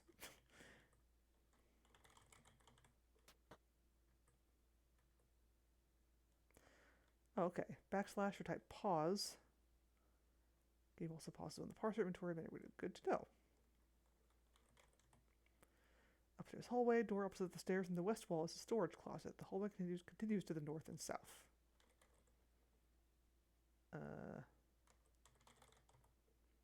This little bookshelf is full of not very interesting books. Nope, I didn't mean to do that. The door to the left is a closet, and the door to the right leads to the stairs leading down. No one's going to be in the closet, but you never know. Nice closet. The upstairs closet is where Jack stores the bedding, towels, and cleaning implements. Some spare furniture is stored here, too. You see a huge wardrobe, a green trunk, and a blue trunk. Door on the east wall leads back to the upstairs hallway. One shelf stands at the back wall, full of battered books. Another shelf is by the door and holds linen and towels. The bedding and towels look clean and neatly folded. The bathrooms are already well stocked, and your bed doesn't require additional bedding.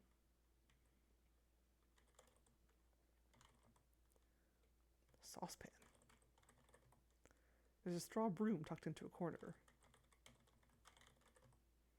That's Jack's job. Oh, it's a bucket. A mop and a metal bucket stands in a corner. Oh, I think the broom's behind the door. Ah, yeah, there it is.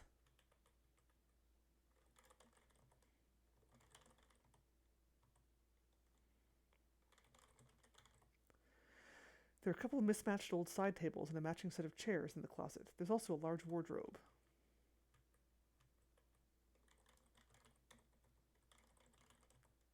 The paint cans hold red paint and purple paint. You feel no need to paint anything.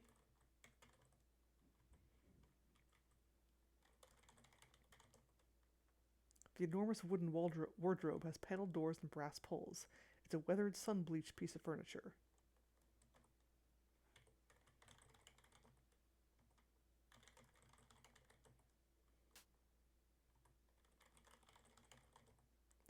The wardrobe is full of dusty, cobwebby old junk. There's a cane, a blanket, an old lamp, and some books. Ooh. An old wooden cane is hooked onto the wardrobe rod. You decide to leave the cane for someone who would need it. There's an old lamp with a green-stained glass shade in the wardrobe. The cane looks well used. The metal tip is quite worn. The lamp was probably very nice when it was new, but you can see a faint crack in the green shade. It's also covered in cobwebs. A blanket and books. A single wool blanket is hanging on the wardrobe rod. The wool blanket is pockmarked with moth holes. You don't want the moth-eaten blanket. The old lamp is probably broken and probably a house for spiders. Better leave it where it is. All these books have water damage, broken spines, and loose pages. Oh, sadness. Bored already?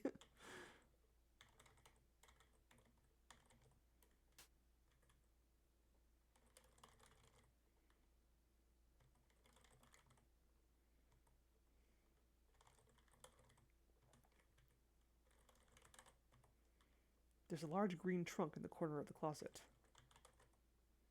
The green trunk still looks sturdy, though it looks like it's seen better days. The green trunk is locked.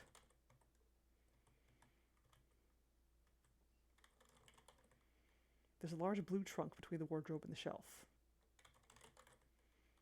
The The blue trunk is a bit battered. It looks like it has survived an overseas voyage or two. Locked, of course.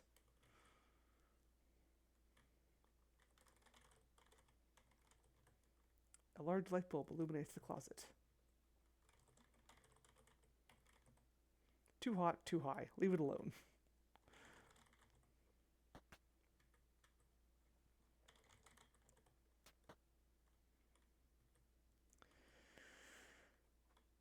Oh yeah, keyboard shortcuts. Ask about, talk, look at, and examine. Oh, nice. There's even a walk shortcut.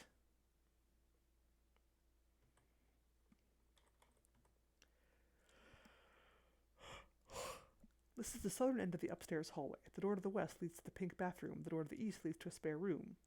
At the south end of the hall, there's a balcony door leading out. The hallway continues to the north.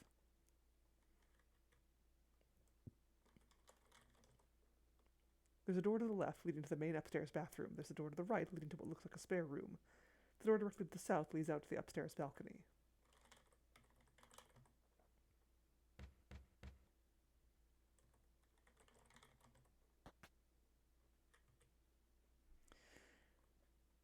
Riveting exploration gameplay here. The spare room is brightly colored and inviting. There's a love seat, a fancy lamp, and some decorative plates. A door in the west wall leads back to the upstairs hallway.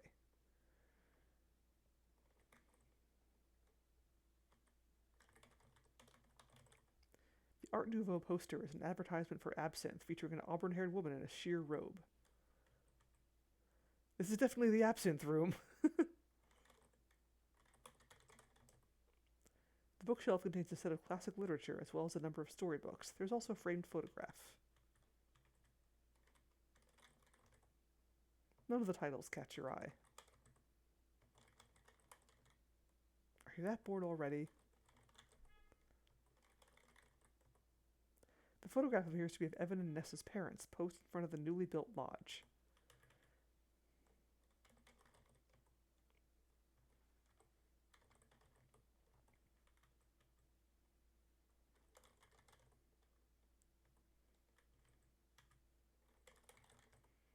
A trio of pretty decorative plates sit on a small curio shelf. You take a moment to admire the brightly painted decorative plates. Very nice. The floor lamp has a lovely leaded glass shade. It's painted many vivid colors.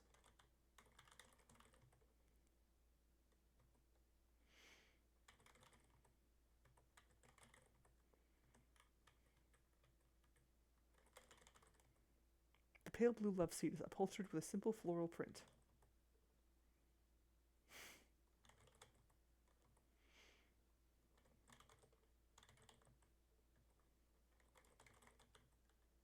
The long, low table is simply constructed.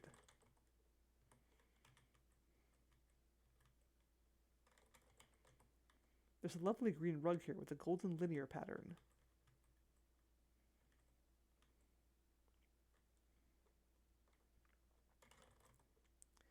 Anybody in the bathroom?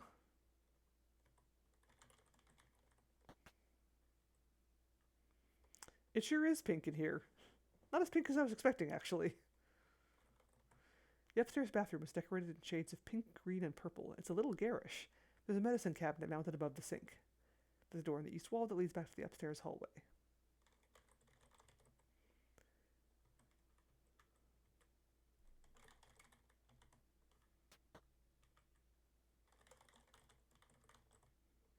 The presence of fluffy bathroom tissue will be a great comfort when required.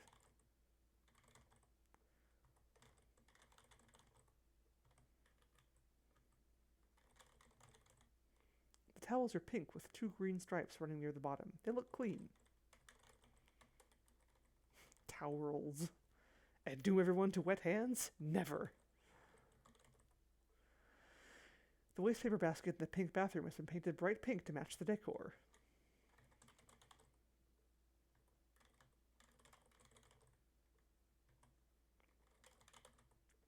The pedestal sink has 2 brass taps, one for hot water and one for cold.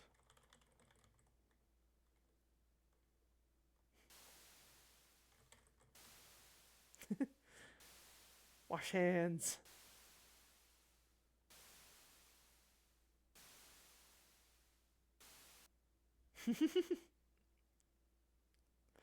Yay! It's you, all right. The medicine cabinet is a brightly polished brass with a mirrored front.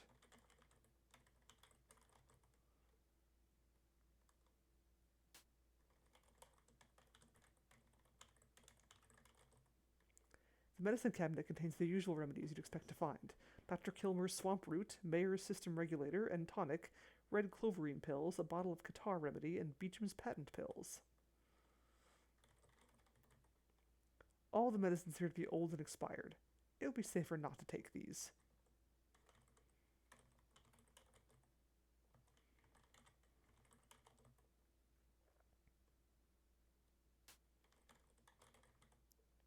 A pair of lamp sconces with pink shades flank the medicine cabinet. There is a wooden bench underneath one of the towel racks. A woman with voluminous whiplash hair is advertising cigarettes in this Art Nouveau poster.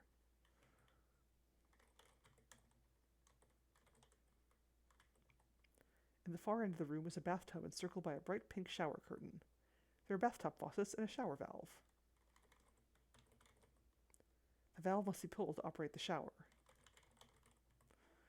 The pink shower curtain encircles the tub and bangs from a polished brass rail.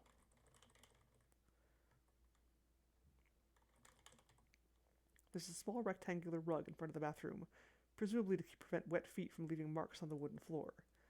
There's also an even smaller rug in front of the toilet. You assume it's to keep feet warm during longer engagements with the porcelain.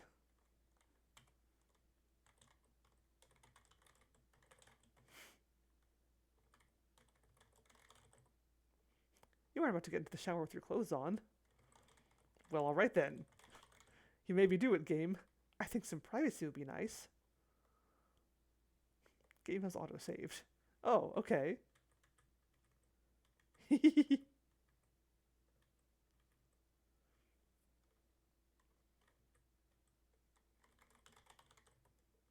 neatly folded your clothes and placed them on the bench.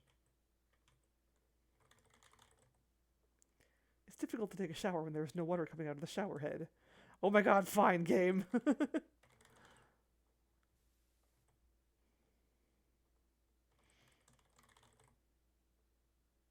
You pull the shower valve. Whee!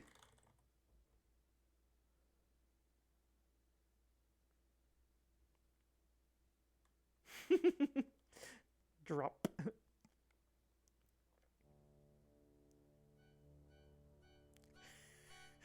Oh, hell yeah.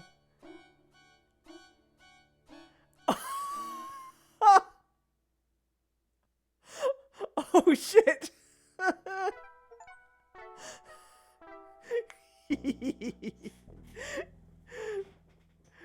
Yes. You aren't looking too sharp. Are you psycho? You should be more careful. Thanks for playing.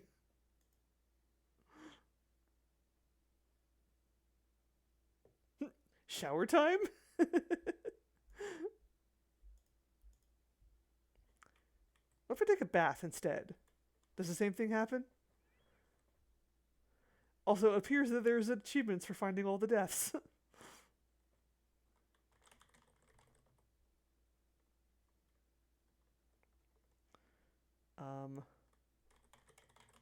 Plug drain? Oh, hot baths are such a luxury. You'd be far more comfortable taking a shower. Except I will not be doing that. I've changed my mind. No shower for me, thank you.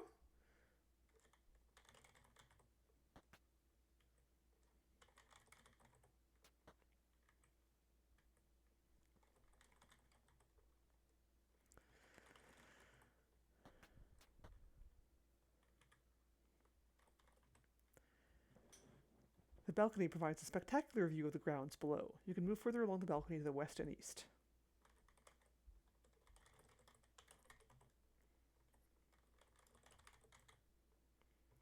Stand closer to the window you'd like to look into. You can see into the hallway.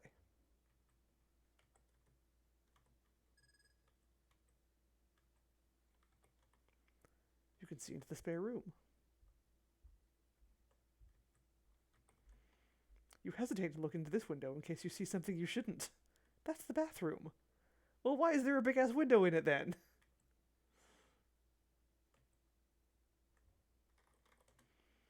This is the front western section of the lodge. To the west, you can see the carriage house. South of here is the forest. East of here, is the lodge's front door. Aw.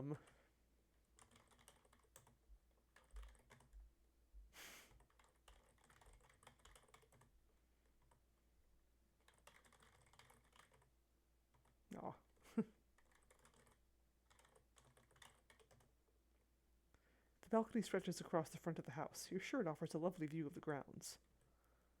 I am sure, because I'm on it. Ooh.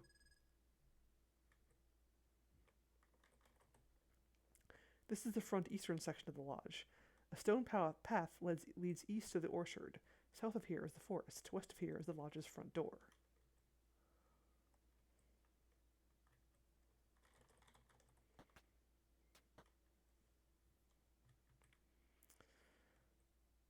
I guess let's go downstairs.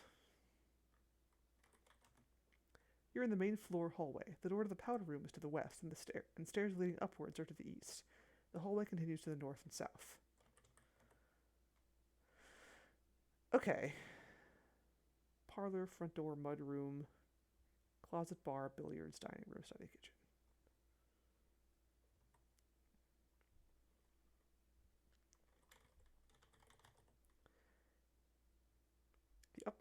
The upstairs hallway. No, this is the downstairs hallway. Has a long, well-worn wool carpet covering the hardwood floor. It is dyed red and has a decorative leaf pattern woven into it. There is one door in this section of the hallway. It's in the west wall and leads to the powder room. An open doorway to the east leads to the stairs that go to the second floor.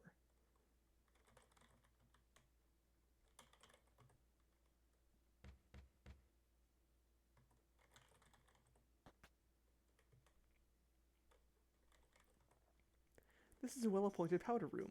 There's a small storage cupboard and a green bar of soap sits on the pedestal sink. An oval mirror in a fancy brass frame hangs on the wall. Door on the east wall leads back to the main floor hallway, blah blah blah blah blah. What's going on up there? What's with that peeling wallpaper?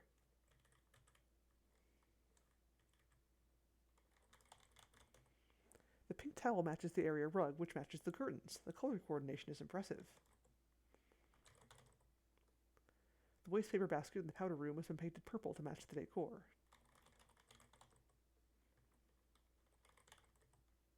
A purple and blue oval rug is in front of the pedestal sink. It coordinates well with the curtain. The elegant pedestal sink features a flared base. Its brass faucets match the hanging mirror frame.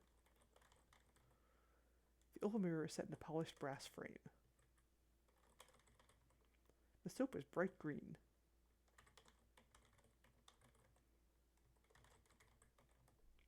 What would everyone else use to wash their hands? Leave the soap alone. The wallpaper is starting to peel. It has a close-set repeating wave pattern.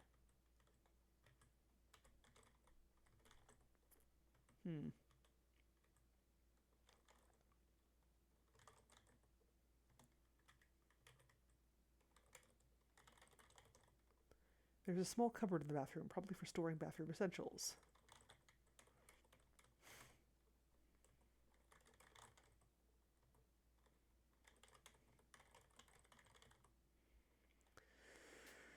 Look in all of the things. The cupboard contains extra rolls of bathroom tissue.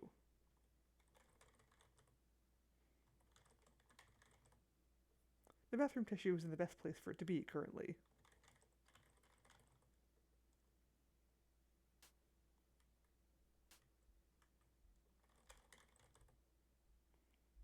It's a porcelain toilet with a wooden toilet seat. The window looks out into the yard.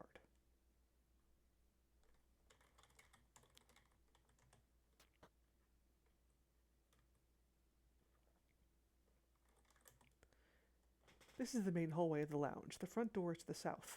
The door to the parlor is to the west. The mudroom is to the east. The hallway continues to the north.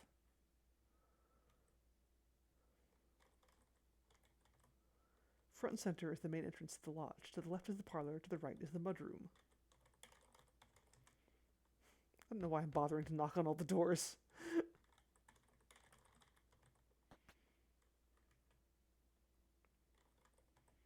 Ooh, more shoes. The mudroom has a tiled floor, making it easier to clean. There is a low basin for washing off boots. There is a wooden storage area with lockers, drawers, baskets, and cubbies for boots.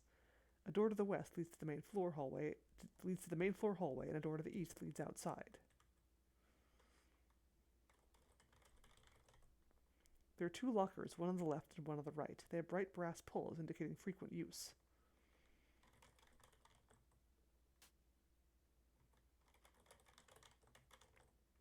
There's an old red shirt hanging on the hook in the left locker. The red shirt isn't particularly notable.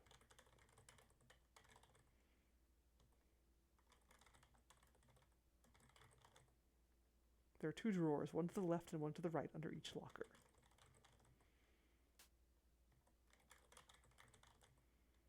Empty.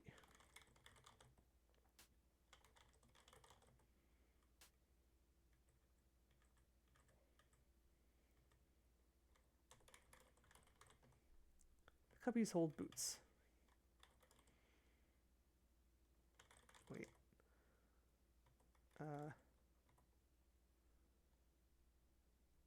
Okay.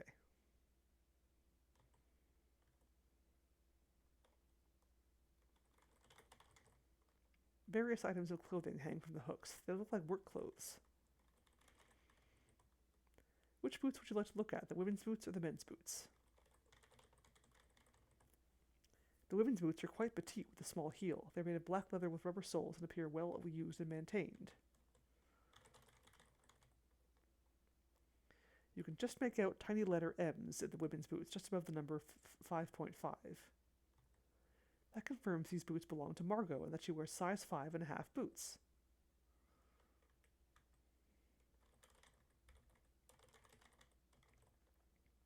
The men's boots are size 12 and have rubber soles and rounded toe boxes. They are very worn and are made of faded brown leather. I wonder if these are Mr. Richards' boots. You take a closer look at the men's boots in the right-hand cubby. Thanks to your loupe, you can clearly see the initials ER written on the inside of the boots in small letters above the number 12. These boots belong to Mr. Richards. Rubber soles, too. You also peer at the men's boots in the left-hand cubby. There's another pair of boots here that are marked with a J and are also size 12. Ah, these must be Jack's boots. These have leather soles. This could be handy information to know later. You know, in case there's a murder or anything, and someone leaves incriminating footprints around.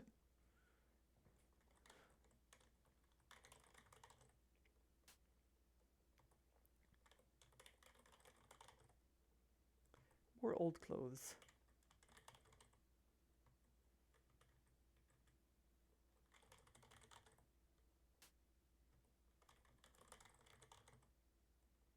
The right drawer contains some dried mud and part of a broken shoelace. Score!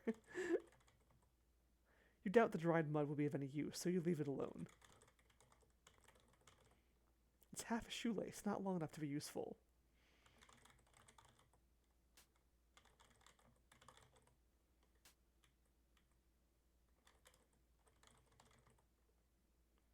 Try getting closer to the basket you'd like to look into. Oh, those baskets up at the top. Okay.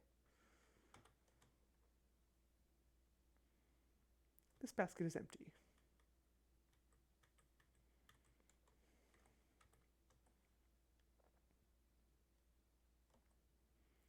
Well, one of them's got to have something in it.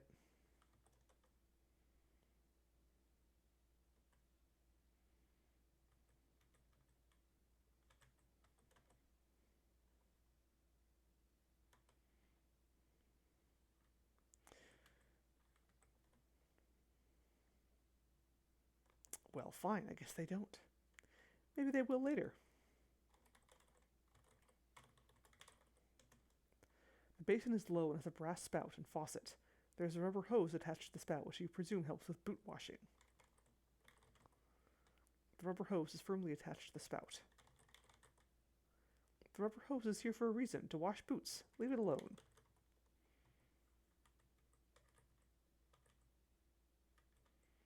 Not gonna go outside just yet. I hear voices near this doorway. I wonder what they're talking about.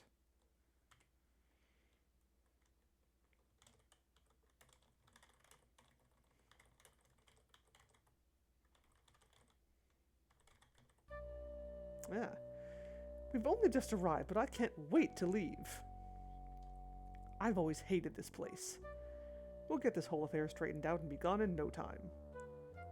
Of course, locating the will would expedite our departure. I told you, I don't even know if there is a will here. That does complicate things, yes. Well, you do your job and I'll do mine. Huh.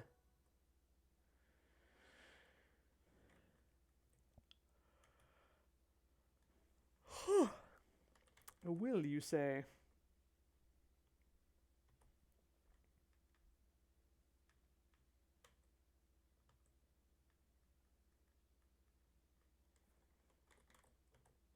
The parlor is fussily decorated with elaborate wallpaper and a cushy carpet. A cut crystal bowl of Jordan almond sits on a low table. There's a fancy pair of armchairs and a camelback sofa. A small bronze sculpture stands on an ornate cupboard. A door in the west wall leads outside the lodge, and a door to the east connects to the main floor hallway. You see a stern older woman with gray streaking her brown hair. You see a tall, natty man with brown hair and a striped vest. That woman is going to town on the Jordan almonds.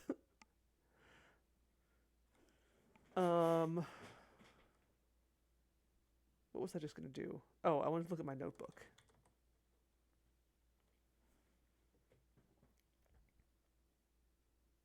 Oh.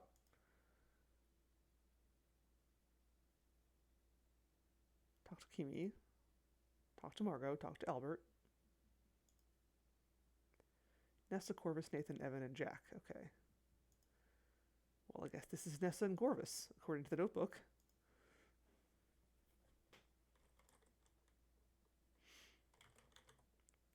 The low unadorned coffee table stands over on 4 cabriole legs. There's a fine crystal vase and a matching crystal bowl on the table. The vase has diagonal miter cuts and a spreading circular foot. A lovely fancy cut crystal bowl full of Jordan almonds. Jordan almonds have a teeth-breakingly hard candy shell. You've always felt they are not worth the effort. These Jordan almonds are piled high in a cut crystal bowl on a fancy coffee table.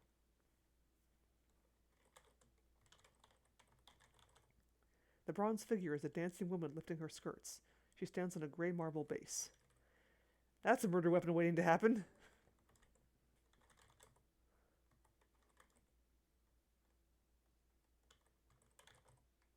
The hardwood cupboard is a bowed front double door. Bowed? Yeah, I think it's bowed.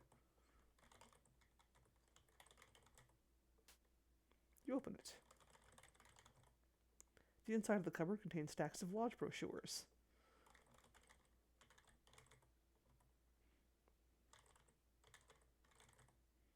You already have a lodge brochure. You don't need more than one.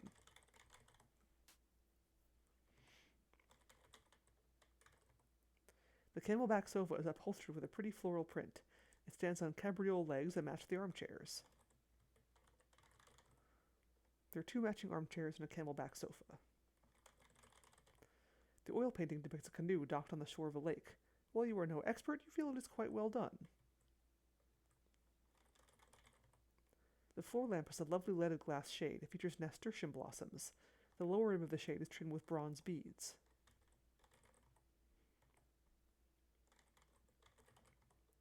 An older woman with a pervasive air of disapproval is seated on a fancy couch.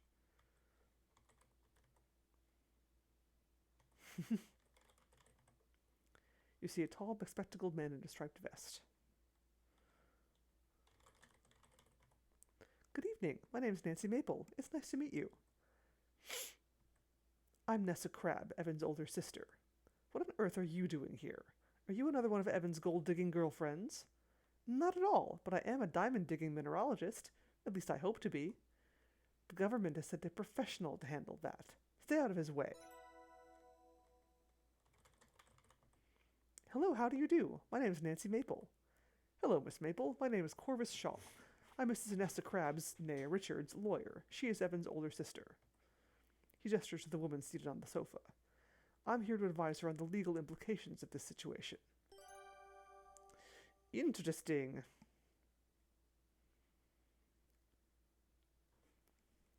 She's loading for a run, or fight, or run and a fight. Just gonna, like, spit Jordan almonds like a machine gun. So you like those almonds, huh? I bought them in town. They're the only really palatable thing here. Evan made such a fuss when he saw them. He's allergic, but it's not like I'm forcing him to eat any. These are delectable. Oh boy. Allergic to almonds, you say, and you bought them in town. Mm-hmm. Mm-hmm. Suspicious. Suspicious. Our father built this lodge many years ago to settle and work in the garnet mines. After our parents died, Evan stayed and kept up the lodge. He actually liked it here. Evan used to run the lodge as an inn for a while, but stopped recently. He probably got too lazy. This lodge was built years ago by Clint Richards. He was Evan and Nessa's father. He settled here to reap the riches of a burgeoning garnet mine. Evan Richards lived here ever since, mistakenly believing he owns the place by virtue of that fact. The truth will out when we find the will. Oh, I see. Okay. Father was just like Evan. He got comfortable. The town shriveled up and he just stayed. At least Evan had an excuse. He was born here, so he doesn't know anything else. But he was never interested in seeing the world. What a boring man. You needn't inquire about my parents. How altogether too personal. I wasn't asking you.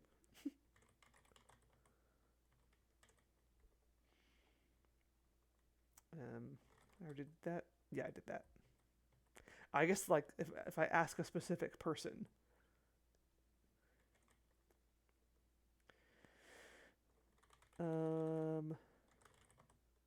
Have you met him yet? He's my aimless younger brother. If he won't take advantage of his windfall, someone else will.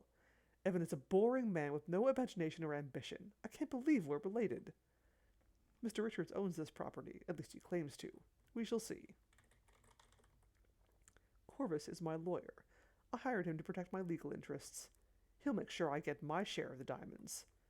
This place is a little unsophisticated, but I'm making do. Diamonds are lovely gems, highly desirable. Especially in Europe, a diamond mine would be a major boon. Diamonds have no inherent worth, but are priced as the market demands, and there is high demand among the wealthy. Diamonds are boring and ugly. Their value is entirely manufactured.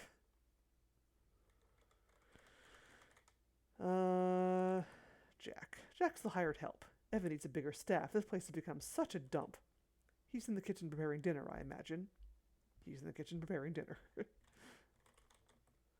Evan's manservant Jack cooks the meals and keeps up the place. His cooking is dreadfully rustic. But I can only imagine what this place would look like without him working here. So at least he's competent on that front. The food is as rustic as the company. Nessa sniffs. Don't speak to me about that floozy. An attractive woman, certainly. No one can deny that, but I've seen her type before. Particularly in larger cities, if you get my meaning. Working ladies. Nothing wrong with ladies who work. I hope to have a career as a mineralogist myself. Oh, Nancy. Whoosh.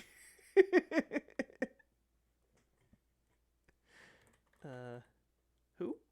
The dark-haired Japanese lady? Oh, her. I haven't spoken to her. I assumed she was new hired help. Don't know the woman. Oh, Nessa, you're a real charmer, aren't you? I used to live here, you know, when I was a girl. I left as soon as I was able, and I told my parents I wanted nothing to do with this place. Of course, circumstances have changed, so here I am. Mrs. Crabbe is my client. I'm here to ensure her interests are protected. Corvus is my lawyer. I hired him to protect my legal interests. Oh, we already did that.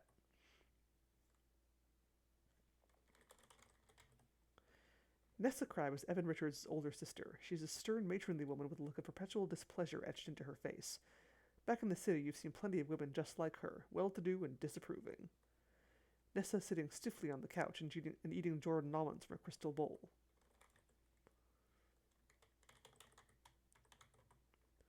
Corvus Shaw is nattily dressed in black slacks and a striped vest with metal buttons. He seems like a very clever sort with quite a sharp tongue.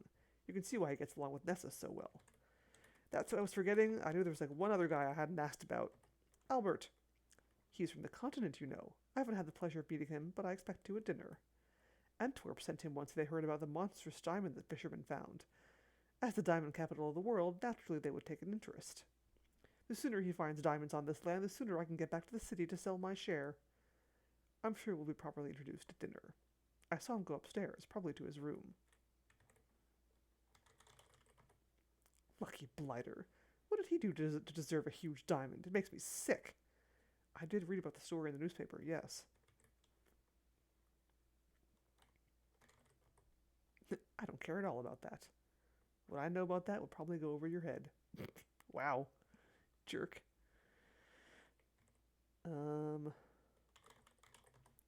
Crimson has the train station. If it wasn't for the trains, I doubt Crimson would still exist. Not much more than the train station and a bridge. And this lodge, of course. I remember them building that bridge years ago. It was new when I took the train to the city, when I left Crimson for good. Or so I thought.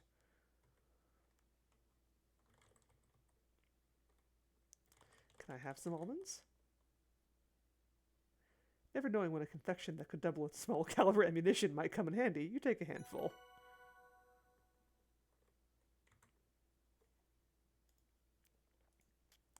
A handful of Jordan almonds. Colorful, unpalatable, and harder than most rocks you've studied. The surface of the Jordan almond is disconcertingly smooth and unblemished. Can nothing scratch its indomitable shell?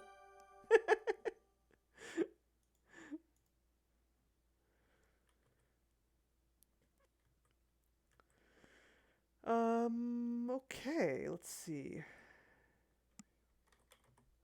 Probably have time for a little bit more exploration. Wow, words. Exploration. And then I'll probably call it quits for the night. This is the main floor hallway. There's a door to a closet in the west wall and a door leading to the bar in the east wall. The hallway continues to the north and south. Exclamorption.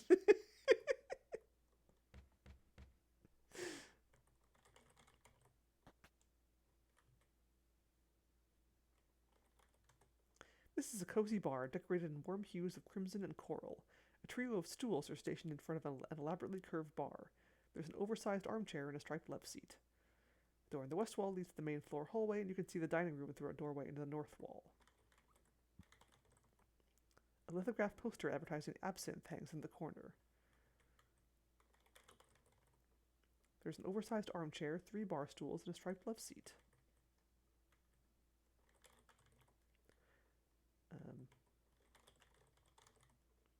A multitude of bottles sit on the back counter of the bar, containing various liqueurs.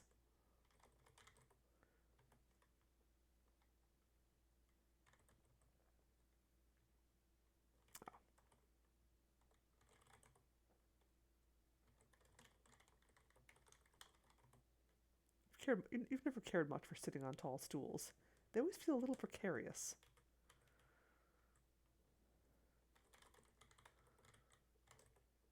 A selection of glasses are hanging above the bar. The striped love seat looks very cozy. The bar has a rather fine red carpet with a golden trim. Okay. Oops. The bar stools have red velvet seat cushions and cherry wood footrests. There's nothing of interest behind the bar. Dining room! Actually, do dining room later. Oops.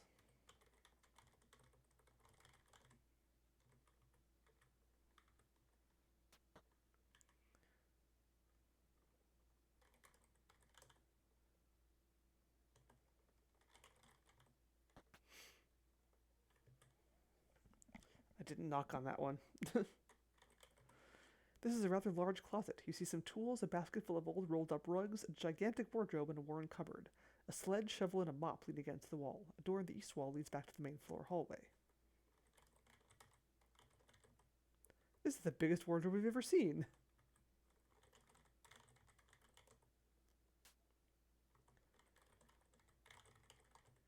The wardrobe contains a stack of old cracked flower pots, a broom, and an empty keg. Every single one of these large flower pots is cracked. The flower pots are pretty dusty. You doubt they've been used recently. The broom is leaned against the empty pony keg. It looks like it's seen better days. Man, if I had a nickel for every time an adventure game said something has seen better days. The broom is shedding pretty badly. You can see why it has been retired. That's Jack's job. The pony keg is probably from the lodge's days as an inn. You can see the hole in the pony keg where it's already been tapped. It's the hole where the pony keg was tapped.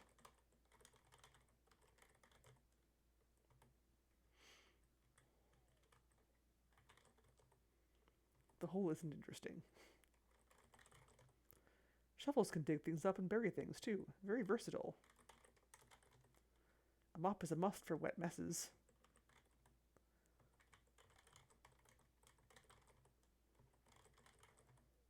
You don't need a shovel, as Jack is taking you and Kimi back to the train station tomorrow morning. A variety of tools are hanging from nails. Jack must use these for maintenance around the house.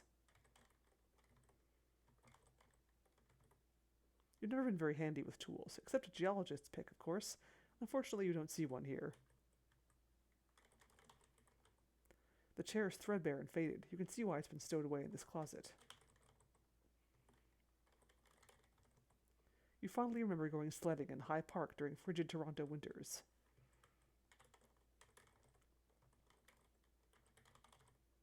It's a big wicker basket with thick handles. These rugs look worn on their edges. They're tightly wrapped with twine.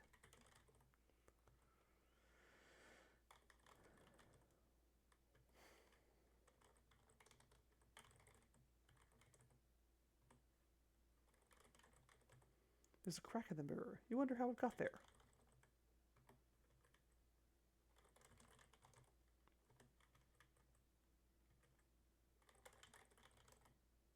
This looks like a very old cupboard. It's worn and cracked.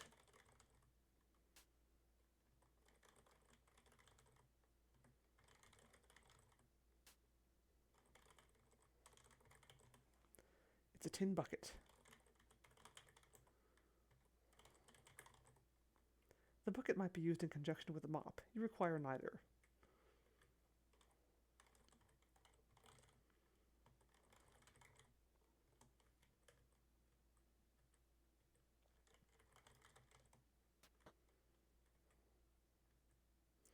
Okay, I think... Yeah. I was thinking the same thing. That's the second biggest monkey head I've ever seen. Alright, I'm thinking we'll stop there. I've done a bunch of exploring of this place. I'm sure it was very boring. But we'll do a little bit more of it next time, and we'll probably meet some more people. We did meet some people this time, which is exciting, and I don't trust a single one of them. So yeah, not a lot of spookiness going on in this game, but I wasn't really expecting much spookiness from this game. But there's possibly a murder at some point, I think, from what I understand, because this is basically a Laura Bow game, so of course there's going to be a murder. At least one. But I have no idea. Oh yeah, everybody's dirty, yeah. Suspicious as heck. Except maybe Kimi, but that only makes her more suspicious. Because remember in Colonel's Bequest how, like, Laura's best friend turned out to be, not quite right in the head? Which was pretty cool, actually. It's like, oh, here's the thing I didn't know about my best friend. Neat. But yeah, this game is definitely full of the good adventure game vibes, and I'm looking forward to more. Oops.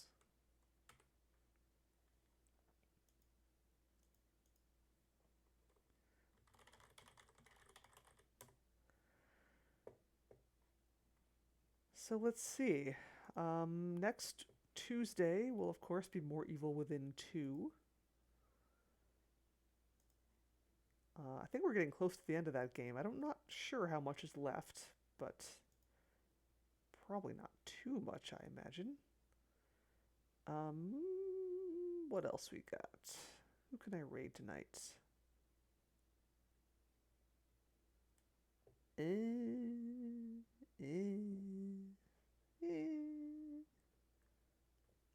Oh, Narethia is playing more of the Legendary Edition of Mass Effect. Yeah, sure. Let's do that. Let's watch some Mass Effect. Although I probably won't actually watch because I haven't played those games yet, and I don't want to spoil myself. Although I doubt I'll spoil myself that much. Eventually I'll play Mass Effect. Anyway, yeah, so more Evil Within 2 next week, more Crimson Diamond on Wednesday.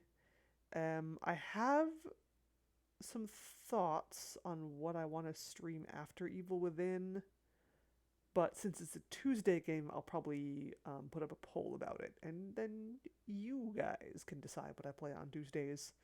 That's kind of what I've decided. Like, Tuesdays are my audience decides, Wednesdays are I decide.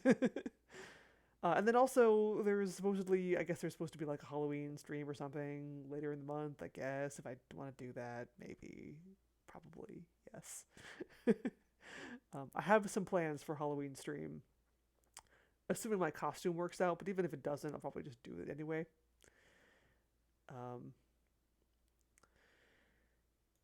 Yeah. Oh god, Halloween is only 2 weeks away. Cripes. Welp.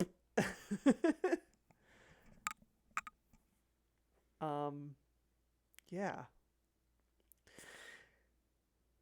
Right. I should probably, actually prepare for that at some point. It's not going to be that crazy. Anyway, yeah, I'll go into more of that, I guess, next week. I guess that would be the time to do it because it's 2 weeks from now. So anyway, yeah, I will see you next week on Tuesday for more Evil Within 2. And until then, enjoy some Mass Effect with Narethia. Thank you, folks. Take care. Good to see you again, Mr. Gel. And good to see everyone in chat. Always a pleasure. Good night.